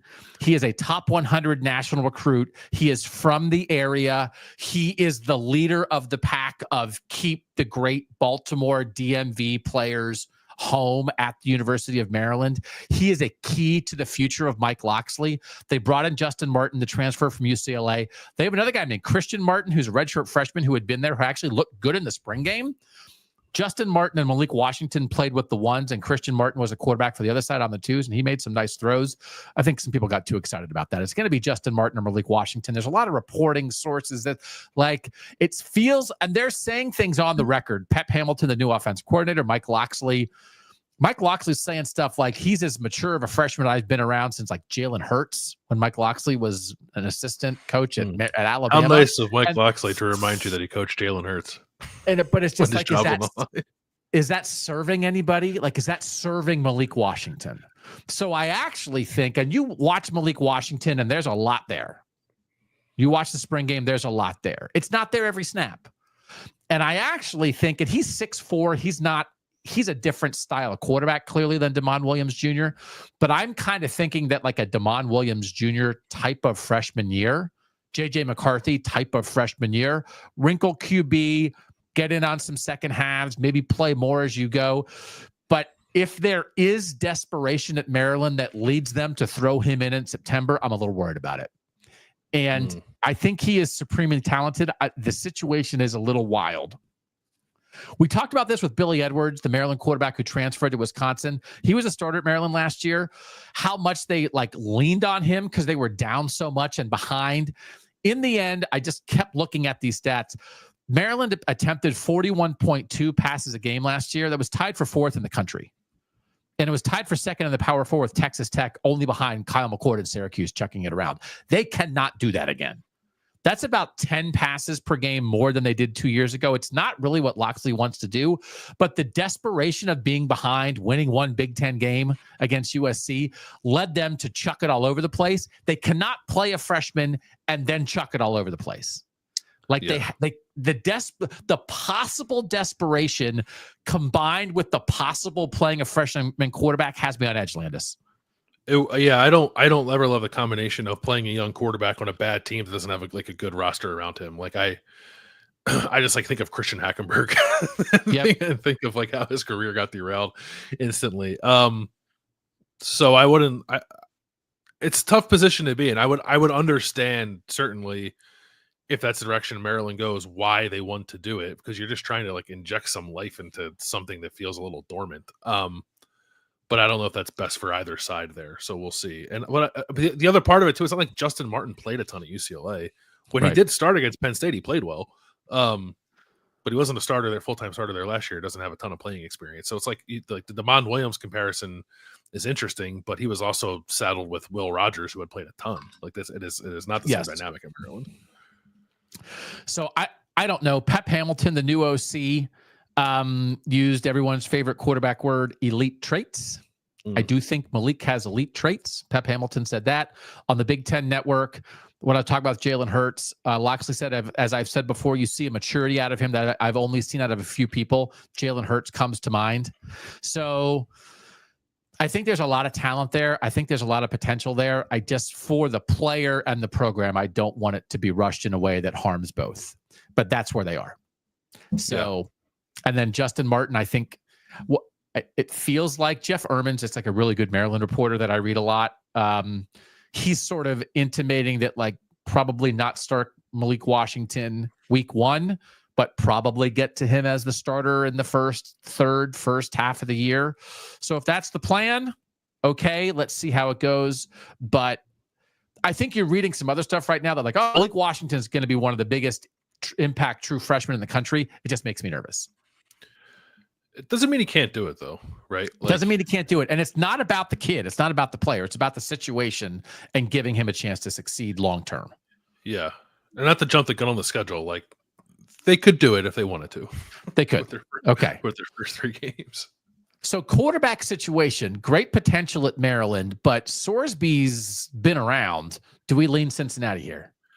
I lean Cincinnati because I think Sorsby has been around, and he also and has been fine, but it has another level to get to, which is like kind of exciting and enticing. So I would lean Cincinnati. Yeah, I don't think it's like a steady vet against a super talented young guy. It's like a talented vet against a super talented young guy. So I think we'd lean Cincinnati here. All right. Skill players for Cincinnati.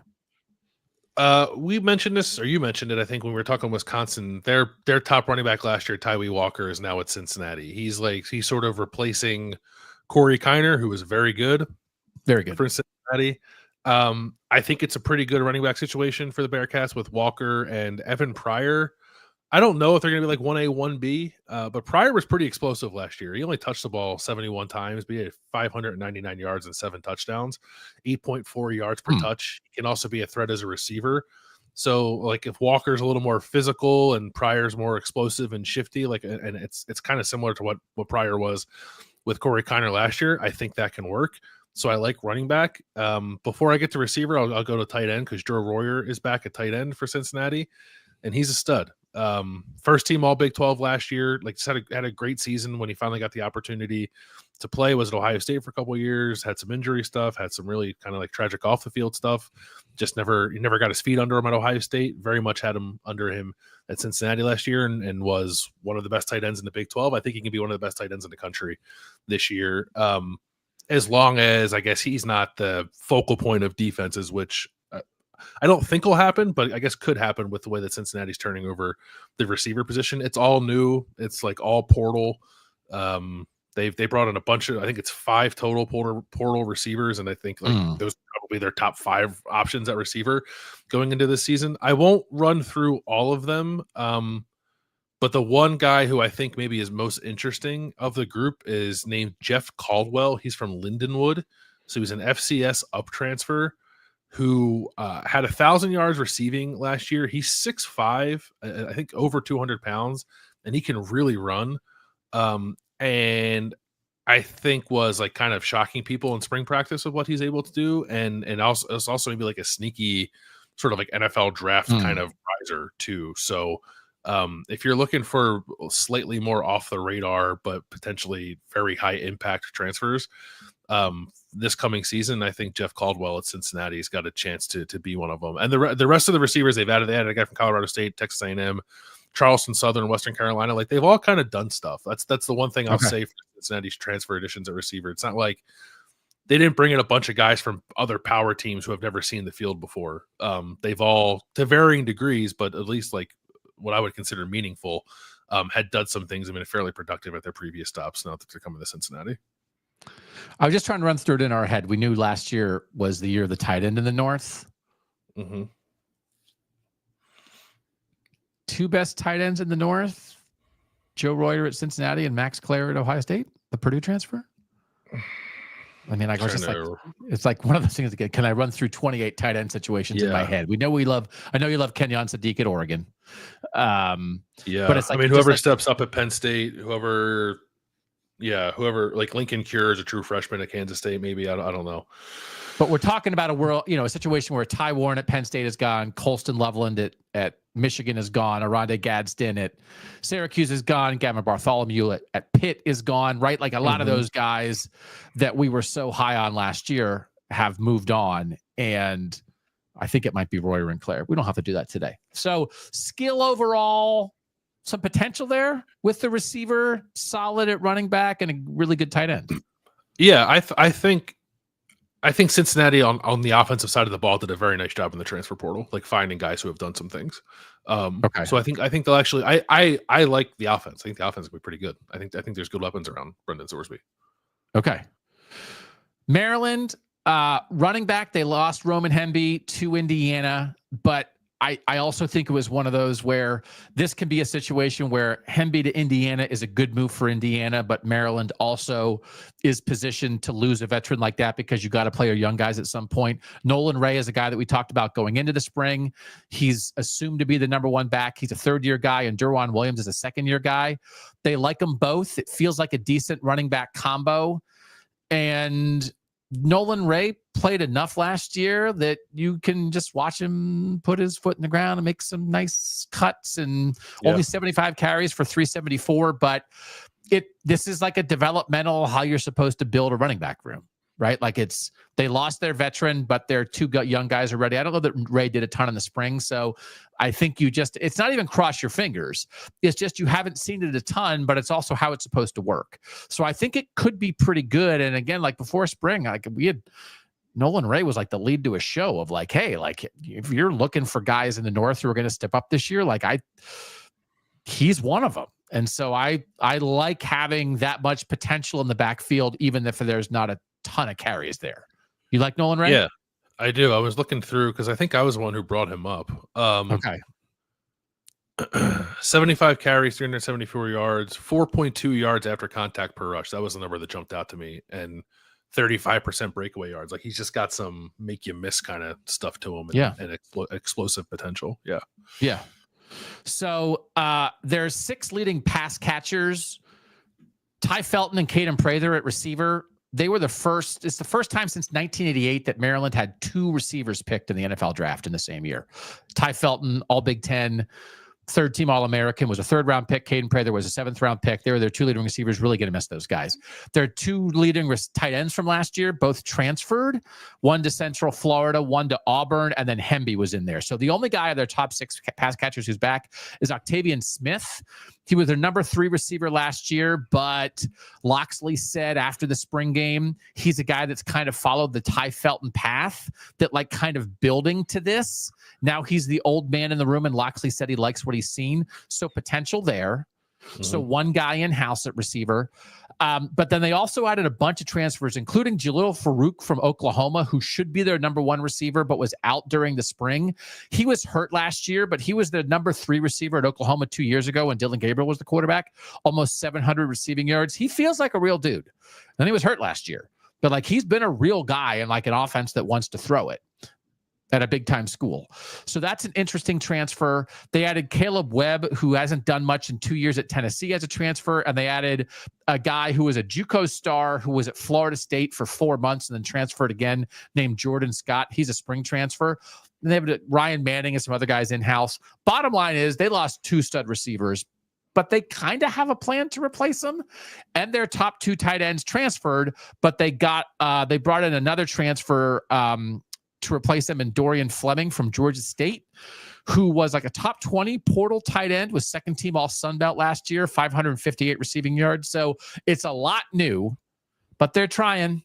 And Jalil Farouk, I think, is like a real, like has a potential to be like a real number 1. So I think the skill here is a little similar, like portal receivers for both, right? Mm-hmm. I think a 1-2 running back combo that you can see how they both could work. But Royer's probably the best skill guy for any of the guys we mentioned. So I might lean Cincinnati unless you want to let Nolan Ray carry the day here if you think Nolan Ray's a star in the making in Maryland backfield. I do think he's got real breakout potential. And Maryland, like whatever up and down record they've had, like they always does a good job with skill position guys. But I would lean Cincinnati because I think Royer is probably the best individual player. I like Cincinnati's running back tandem slightly more, I think, or at least there's more proven production there with Cincinnati's running back tandem. And like receiver's a bit of a wash, but if Caldwell that Cincinnati seems like maybe the guy with the chance to break out, the best chance to break out among all the guys we're talking about. So I'll go Cincinnati. Okay. And again, this is just one of those, again, schools like this, you've got to work the portal and do the best you can. And I think there's reasonable ads across the board here for both these schools. Like they've done, they've done a pretty solid job. Offensive line for Cincinnati. Cincinnati only returns 33% of its starts from last year. It's Gavin Gerhardt at center, who started every game last year. He's made 36 career starts. He's going to be a 3-time captain. Like he is, I think, as solid and steady as it gets as at returning center. So that's great. DeAndre Buford is the other guy who started some last year. He started 8 games at tackle and guard. I think he could start at either this year, or he could be a versatile kind of backup player. Another position where Cincinnati has added in the transfer portal, and I think done an okay job. We talked about it at the time. We had Max Olson on. We talked about Joe Cotton going to Cincinnati from South Dakota. He was number 14 tackle transfer. He was like sort of the best offensive lineman, I think, in the spring portal window. And Cincinnati got him. 2-year starting left tackle at South Dakota. He's going to be the starting left tackle for Cincinnati. They also went out and got Tyron Tayo from Ball State, who's started at guard and tackle at Ball State. Pretty good MAC offensive lineman. He'll probably start at guard. So with Cotton at left tackle, Tayo at one of the guard spots, Gerhardt at center, you have 3 spots, I think, pretty well locked up there.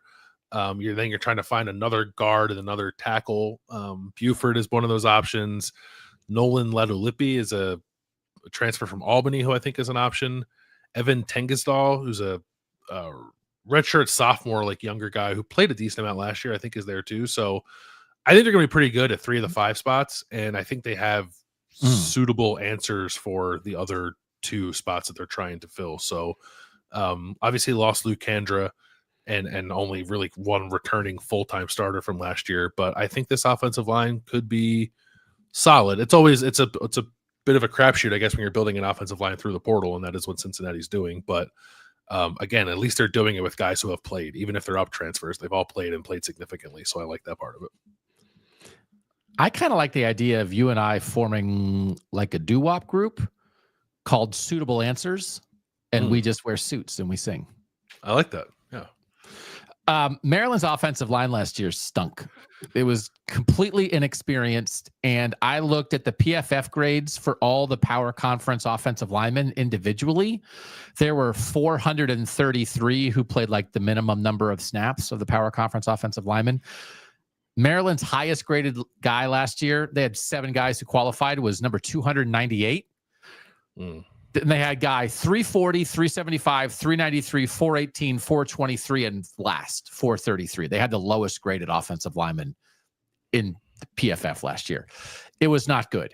And then they had 3 tackles transfer in the spring that left. One went to Colorado.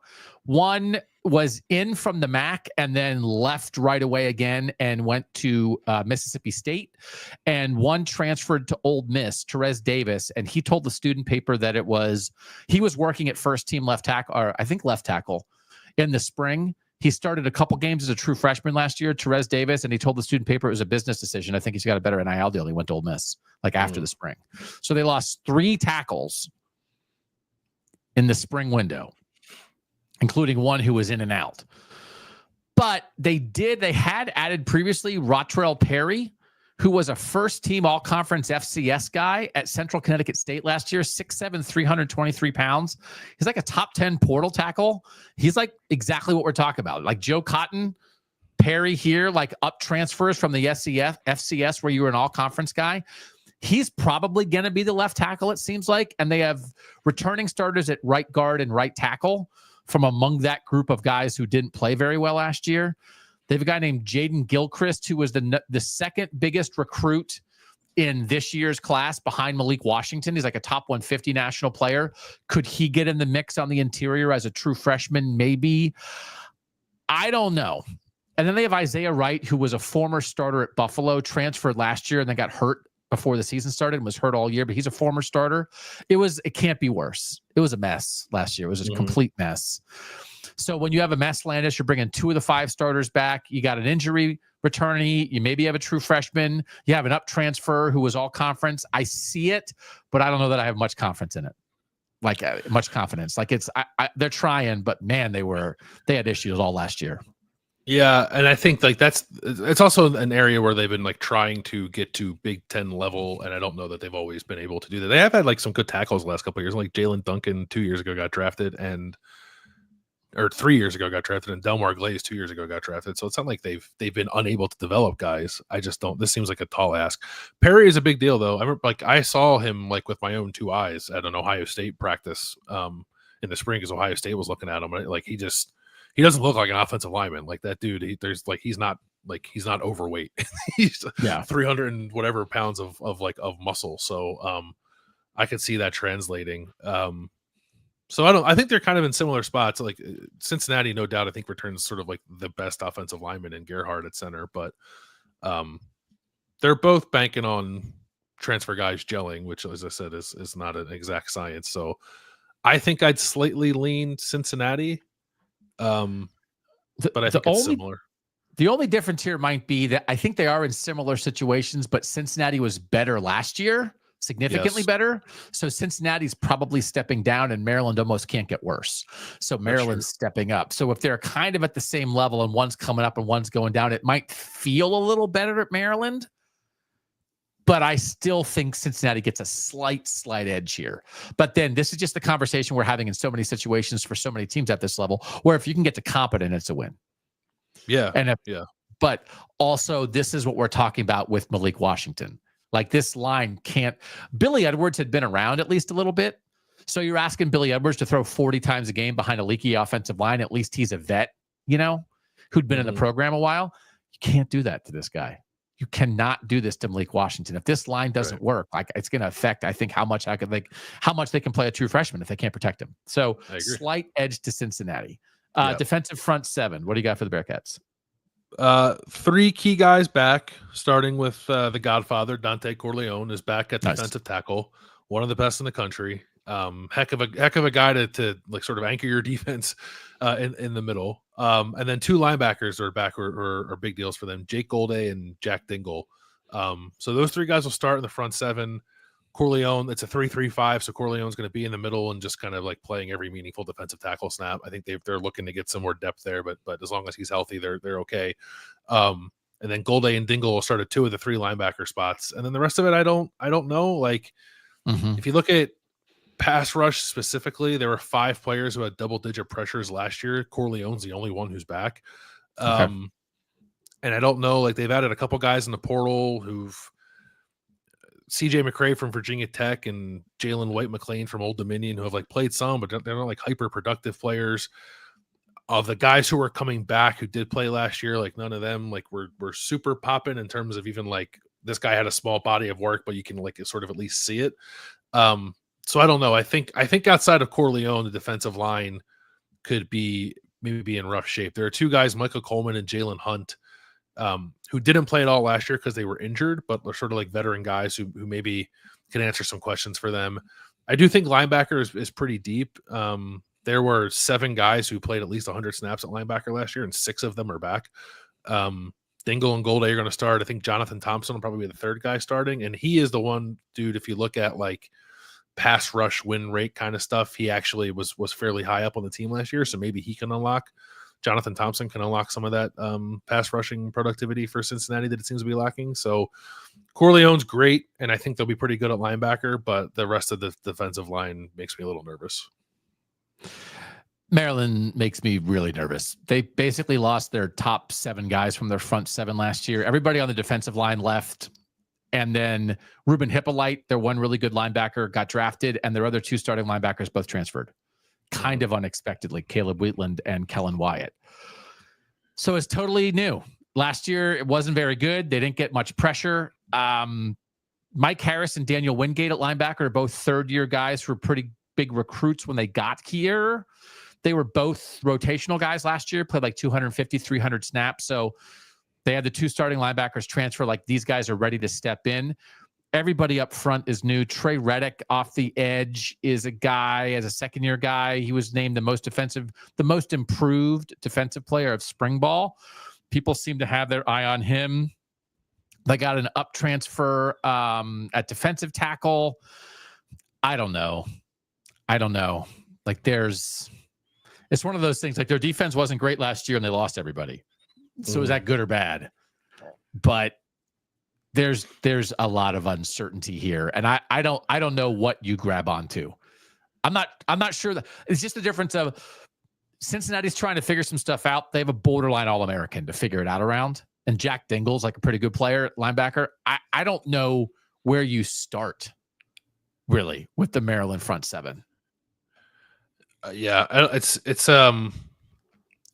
It's unfortunate because it seemed like Maryland was trending in like a very good direction defensively a couple of years ago with Brian Williams as their defensive coordinator. And I think like we were talking to like Ruben Hippolyte at Big Ten Media Day about that, and he was like super excited about where they were going. And I was like, it didn't happen. It didn't happen. So, yeah, I don't. As many questions I have about Cincinnati in the front seven, I think Maryland's got far more. Yeah, Harrison Wingate at linebacker could be pretty good. And Trey Reddick is a guy to keep. Remember his name. He has a chance, I think, to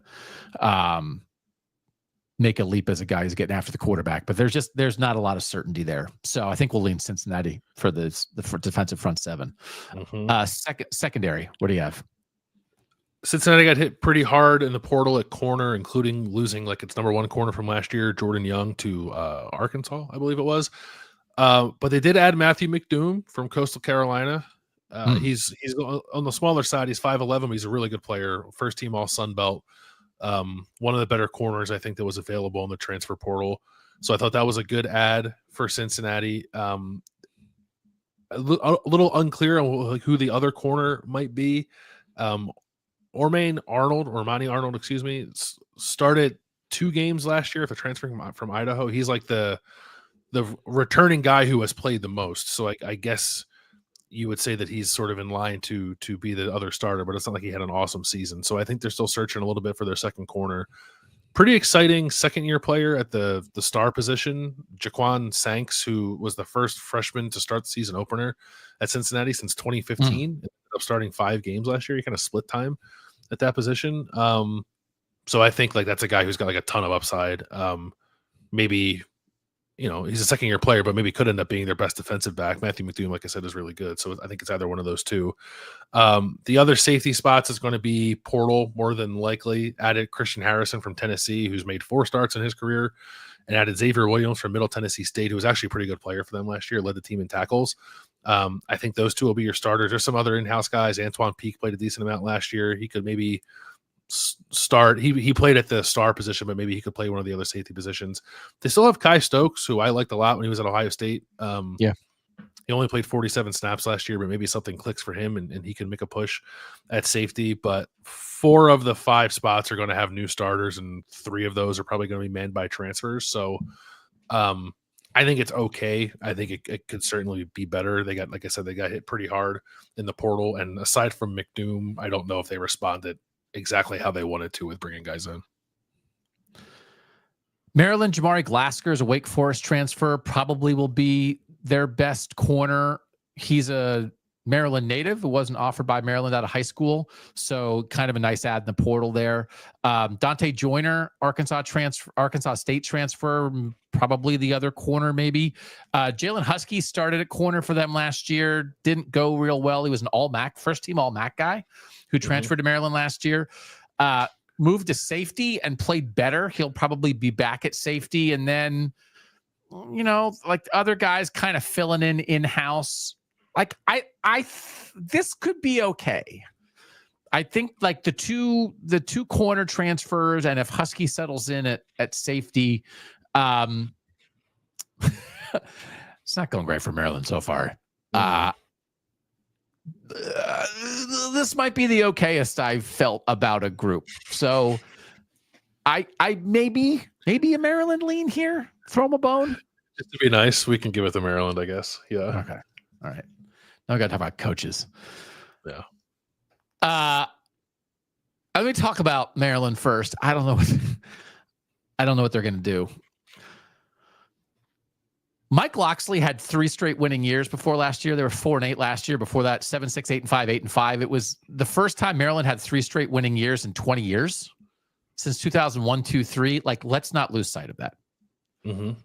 Mike Locksley is 32 and 36 in 6 years. The previous 6 years, they were 32 and 43. So it's not like we have to remember what Maryland is. And I think Mike Locksley has done a fine job. And there's a thing that we have to talk about that I'm going to save for Intangibles.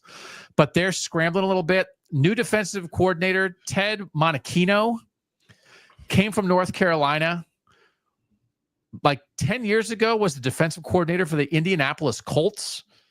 In his 30-year career, this is his 8th college job, and he's worked for 5 different NFL teams. And then Pep Hamilton, a very familiar name, is the new offensive coordinator after Mike Locksley took the play calling away from Josh Gaddis last year. Hamilton will call it this year. This is his 4th college stop. He's been with 7 NFL teams. So they're just kind of like they hired 2 journeyman play callers for the offense and the defense, like in a kind of gotta have it year. And I don't know what to think of that, Bill. Yeah. So I get what Mike Locksley is trying to do. They're not standing pat, but I don't know. I guess I got to hear the Cincinnati stuff. There's a lot of I don't know around Maryland right now. I mean, they're not searching with like coordinators in the same way. Brad Glenn is the OC. This is his 3rd year there with Scott Satterfield. Tyson Vlight was hired last year, so this is his 2nd year as a defensive coordinator. It's Satterfield's going into his 3rd year. He's 8-16, and like I just think Cincinnati's too good of a program to like have a coach who's 8-16 in 2 years. Like his predecessors didn't do that.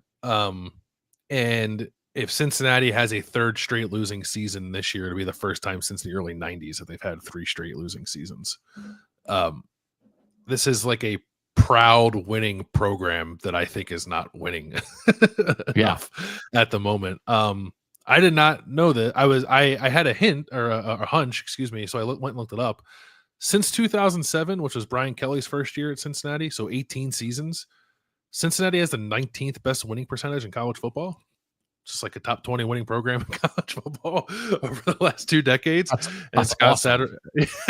Scott Satterfield has found a way to not win there when most of everyone who was before him did. Like, and even the guys who did have losing seasons rebounded almost immediately to win a lot of games. So, and that's the comparison for Scott Satterfield, who was very good at App State and had one of, if not like the best transitions from FCS to FBS while he was at App State. But at Louisville and Cincinnati combined, he's 33-40 as a power conference head coach. So I just, maybe some guys are more suited to coach in the FCS or in the G5, or maybe App State just enjoyed a tremendous advantage relative to its peers that Scott Satterfield was able to make the most out of that he doesn't quite have, or didn't have at Louisville and doesn't have at Cincinnati. But I just don't. I think given the track record of the program and how successful guys have been there before him, like Scott Satterfield has not won enough in his 2 years at Cincinnati. They were so fired up about Tyson Vlight a year ago. He was brought in to fix that defense after it did not play well in year 1 of Scott Satterfield being there. Like the idea of the hire. This is partially so they were 62nd in the country in scoring defense last year. So I think how about like a 40% chance that Brian Hartline is the head coach of one of these 2 teams next year? Oh, so I could see we've had the Luke Fickell back to Cincinnati discussion. Brian Hartline has interviewed at Cincinnati in the past. He's never called plays before, which he's going to do for Ohio State this year. And the reason I bring him up for Maryland is Maryland hired a new athletic director named Jim Smith this offseason after Damon Evans, the guy who kept saying the goofy stuff that made us nervous for Mike Locksley, left to go to SMU.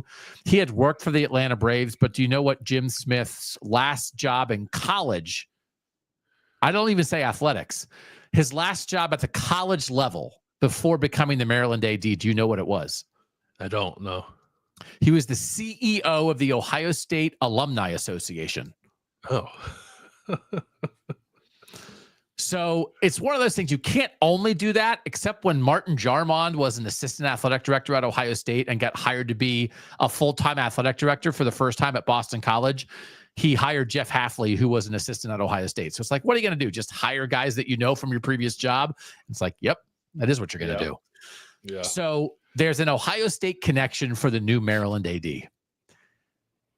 And if Brian Hartline has a good year calling plays for Ohio State, and there is even more juice around him, not just as a recruiter and a position developer, but as a guy who's more in charge of something and shows that, there's gonna be a lot of juice. And like, think about where these programs are right now and think about how their fan bases and how this audience, how Northern football fans would feel if their new head coach was a guy who has been arguably the best position coach in college football.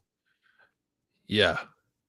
I would like to see what Brian Hartline could do recruiting wise in Maryland. So I'm just saying, it's not why we lump these two together, but it is hard. I appreciate the fact that Mike Locksley's trying. When it went south last year with Josh Gaddish, he didn't stand pat. He said, I'm taking over play calling. He went and got somebody who's done it before. Pat Hamilton has been around. He got a defensive coordinator who's been around. Like, he's trying. But sometimes when you're trying, it's like, well, it's the last thing that you're doing before all that's left is to change you. Right. And so Locksley and Satterfield are in very different spots, but they are equally in doubt. And so that's where we are. Which coaching staff gets the edge here right now? Is it Maryland because Locksley's won at his school, at least to some degree in the past? Yeah, I would say that. And because like Locksley at Maryland makes sense, like from a fit. Like, I've never thought that Satterfield at Cincinnati makes sense from a fit standpoint either. Okay. So let's do intangibles and schedule then. What do you have for Cincinnati? Some of the intangible stuff was like sort of like the history of the program and how far it's fallen off. There was one other thing. Cincinnati just opened its like $134 million football facility, which looks pretty sweet. And it's just like, when that happens, it's like, okay, this program is ready to elevate, to take a step forward, to have this nice shiny thing to show off and have a football team like worthy of putting inside it. So I just wonder if that like brings any more pressure onto the coaching staff to be better this year. The schedule, I think, could be challenging. It's always hard with the Big 12 schedule. I guess the one thing I would say, I think probably universally the two favorites in the Big 12 are considered Arizona State and Kansas State, and Cincinnati does not have to play either of them. Okay. They also do not play Texas Tech, which is, I think, a nice team to miss. They could have been done more favors. So there are 6 teams, if you look at FanDuel, 6 teams that have worse odds of winning the Big 12 than Cincinnati does, but they only play 3 of them. They play Arizona, UCF, and Oklahoma State. Road games at Utah, TCU, and Kansas. So like, those are tougher road games, I guess. Play Baylor, BYU, and Iowa State at home, and then have Nebraska to open the season in a non-conference game, neutral site in Kansas City. So I was just kind of going through, like, the win total 6.5. I gave them wins against Bowling Green and Northwestern State in the non-conference. And then I gave them wins against those 3 teams that were kind of behind them in the Big 12 odds, UCF, Arizona, and Oklahoma State, to get them to 5. And I don't know, they look at the rest of it and say, like, yeah, they're definitely going to win 2 more of these games. Okay. Nebraska, neutral site at Kansas, Iowa State, Baylor at Utah, BYU at TCU. I don't even know if Cincinnati's favored in any of those games. Yeah. So I think getting the 7 wins is going to be pretty tough for this team. Okay. But again, like, the Big 12 can surprise, so I want to kind of keep that in the back of my mind. But I think it's going to be a fight to get over 6.5 wins for Cincinnati. So the schedule for Maryland, they don't play Ohio State, Penn State, or Oregon. So that's a good start. Their Big Ten home games are Washington, Nebraska, Indiana, Michigan. Their road games are Wisconsin, UCLA, Rutgers, Illinois, Michigan State. And again, I've seen people say like, "Oh, it's a pretty doable schedule for Michigan," but then for Maryland. But then you look at it, like, are they going to be favored in any of their home games against Washington, Nebraska, Indiana, or Michigan? No, I don't know. On the road at Wisconsin, no. At UCLA, I don't know. Toss-up maybe, but that's Nico Iamaleava. Like, probably not. Rutgers on the road, I don't know. and then Illinois and Michigan State. So, okay, I get like they missed like the 3 big dogs in the Big Ten. I'm also not sure they're going to be favored in a single conference game, which is what happens when I don't like you have the like you're maybe the worst team in the conference. Yeah. And then their non-conference is Florida Atlantic, Northern Illinois, and Towson. So I don't know. They started 3-1 last year and they only won 1 Big Ten game, and that's how they got to 4-8. Here's the thing. This is the biggest intangible thing. They have like the best player in the country committed to them in 2026. Zion Ely is a 5-star edge guy who's either the number 1 or number 2 player. He has shut down his recruitment, although since shutting down his recruitment, he did make an official visit to Auburn a couple months ago, which is a funny thing to do when you shut down your recruitment. He also has an official visit to Maryland this week. It is gigantic. And there was a time when people thought they were in very good position with Emmanuel Iheanacho, who is a 5-star offensive tackle, also from Maryland. There was a time when he's being crystal balled to them. He has dropped his Final 4, and Maryland's not in it. It's Oregon, Penn State, Auburn, and LSU. People seem to think that Oregon's in the lead there. So there was a time where it was like, is Maryland going to get 2 of the 5 best players in the country from their backyard? Now they just are trying to desperately make sure they get Zion Ely. This is, I think, almost at the point of if Zion Ely stays committed to Maryland, Mike Locksley has a chance to keep his job. If somehow he flips, I think it's over. I think the recruitment might be even more important than the record because, and then the Malik Washington component of this, right? So if it's like, hey, we got a top 100 player at quarterback from our area, and now we have a top 5 player in the country at edge rusher from our area, Locks is doing something here. And if you blow this up, you jeopardize that because Malik Washington and Zion Ely might lead Maryland to a new era of football success. And are you going to risk that by firing the coach? But if you're messing up Washington by playing him too early and Ely flips, then it's like, well, then what are we doing here? So I think like Mike Locksley has often been defined by his recruiting because he's very good at it. It's just a particular situation where you can't believe they have they only have 6 commits in this class. It's one of the fewest in the Big Ten. They have it's not a highly ranked class because there's so few guys. They just have a 5-star in it, but they're not going to get the other 5-star that 2 months ago people thought maybe they were going to get. But also, if you bring in Brian Hartline, who's one of the best recruiters in the country, do you automatically lose Malik Washington and Zion Ely or whatever, right? Or like we've talked about, you bring in Deion Sanders or whatever, like whatever you want to play that game. So that's the intangible that I can't escape here, Landis, that is such an unusual situation that the future is exactly what they want it and need it to be with Malik Washington and Zion Ely, but the present was bad last year and looks pretty dark this year. So what does that mean? Would getting 1 5-star prospect outshine there being 8 total 4-star prospects in the state of Maryland? You only getting that 1? I don't know. I don't know. So but it's such a splash. Right? And I don't know how tied is he.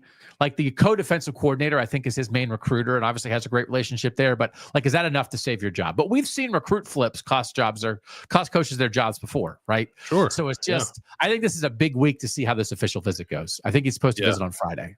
Yeah. So anyway, I think it's pretty clear. So intangibles and schedule, I think you can find people who the number one reason they feel good about Maryland at all is because of their schedule and don't get tricked by that. You can't play that game. It's like, oh, their schedule's not that hard, except, but they're not going to be favored in any conference game because they're maybe the worst team in the conference. Yeah, it's not strength of schedule wise, it doesn't jump out to you as a hard schedule, but to your point, I get if they're playing at UCLA at home and Rutgers at home, they'd be favored. And I guess maybe there's you consider those toss-up games. Can you grind your way to 6 wins? Maybe, I don't know, but right. If we're hoping to grind to 6, which I think is the situation that Cincinnati might be in too, that is not a schedule worth wrapping your arms around necessarily. Because again, they don't play Ohio State, Penn State, or Oregon, but they're tied for the worst odds in the Big Ten with Northwestern and Purdue. They also don't play Northwestern and Purdue. So they don't play like the 3 best or the 2 worst. So there's no gimmies. So I think you probably take Cincinnati here. And that means we gave Cincinnati quarterback, skill, offensive line, defensive front 7, and schedule intangibles. And we gave Maryland secondary and coaching. So I think it's pretty clear you'd rather be Cincinnati in 2025. I think you'd rather be Cincinnati. Yeah. We go through this, and there are things, hopefully, we're trying to educate our audience because it's fun to talk about ball. But we also educate ourselves. I don't know. I did this last night. Did you do this like days ago and plan ahead, or were you cramming? No, I did most of it this morning. Yeah, before the show. Okay. Yeah. I did it from like 11:30 to 3 a.m. last night. So you learn about a team when you do that. And there are times like when I did Pitt, I was like, I don't know. I feel pretty good about Pitt. I went through this, and I'm surprised about how bad I feel about Maryland this season.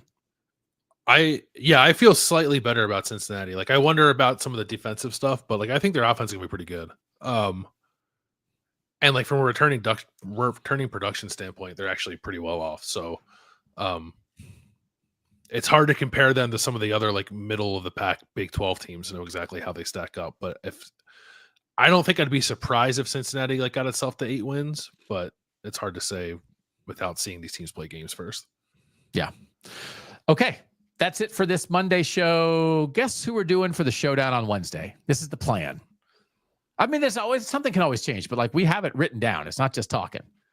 It's time. You ready to do it? It's time, right? I am. Yes, I'm ready. Yeah. Ohio State versus Oregon. Ohio State versus Oregon on the Wednesday KOTN showdown. Thanks as always to our producer, Mike Yorstowski, for making us look good and sound good. Thanks to everybody who was along for the ride in the YouTube chat. If you're listening back, if you're watching back, we could not be more grateful for you guys being here. We will see you on Wednesday. For now, he's Bill Landis. I'm Doug Lesmerises, and that was Kings of the North.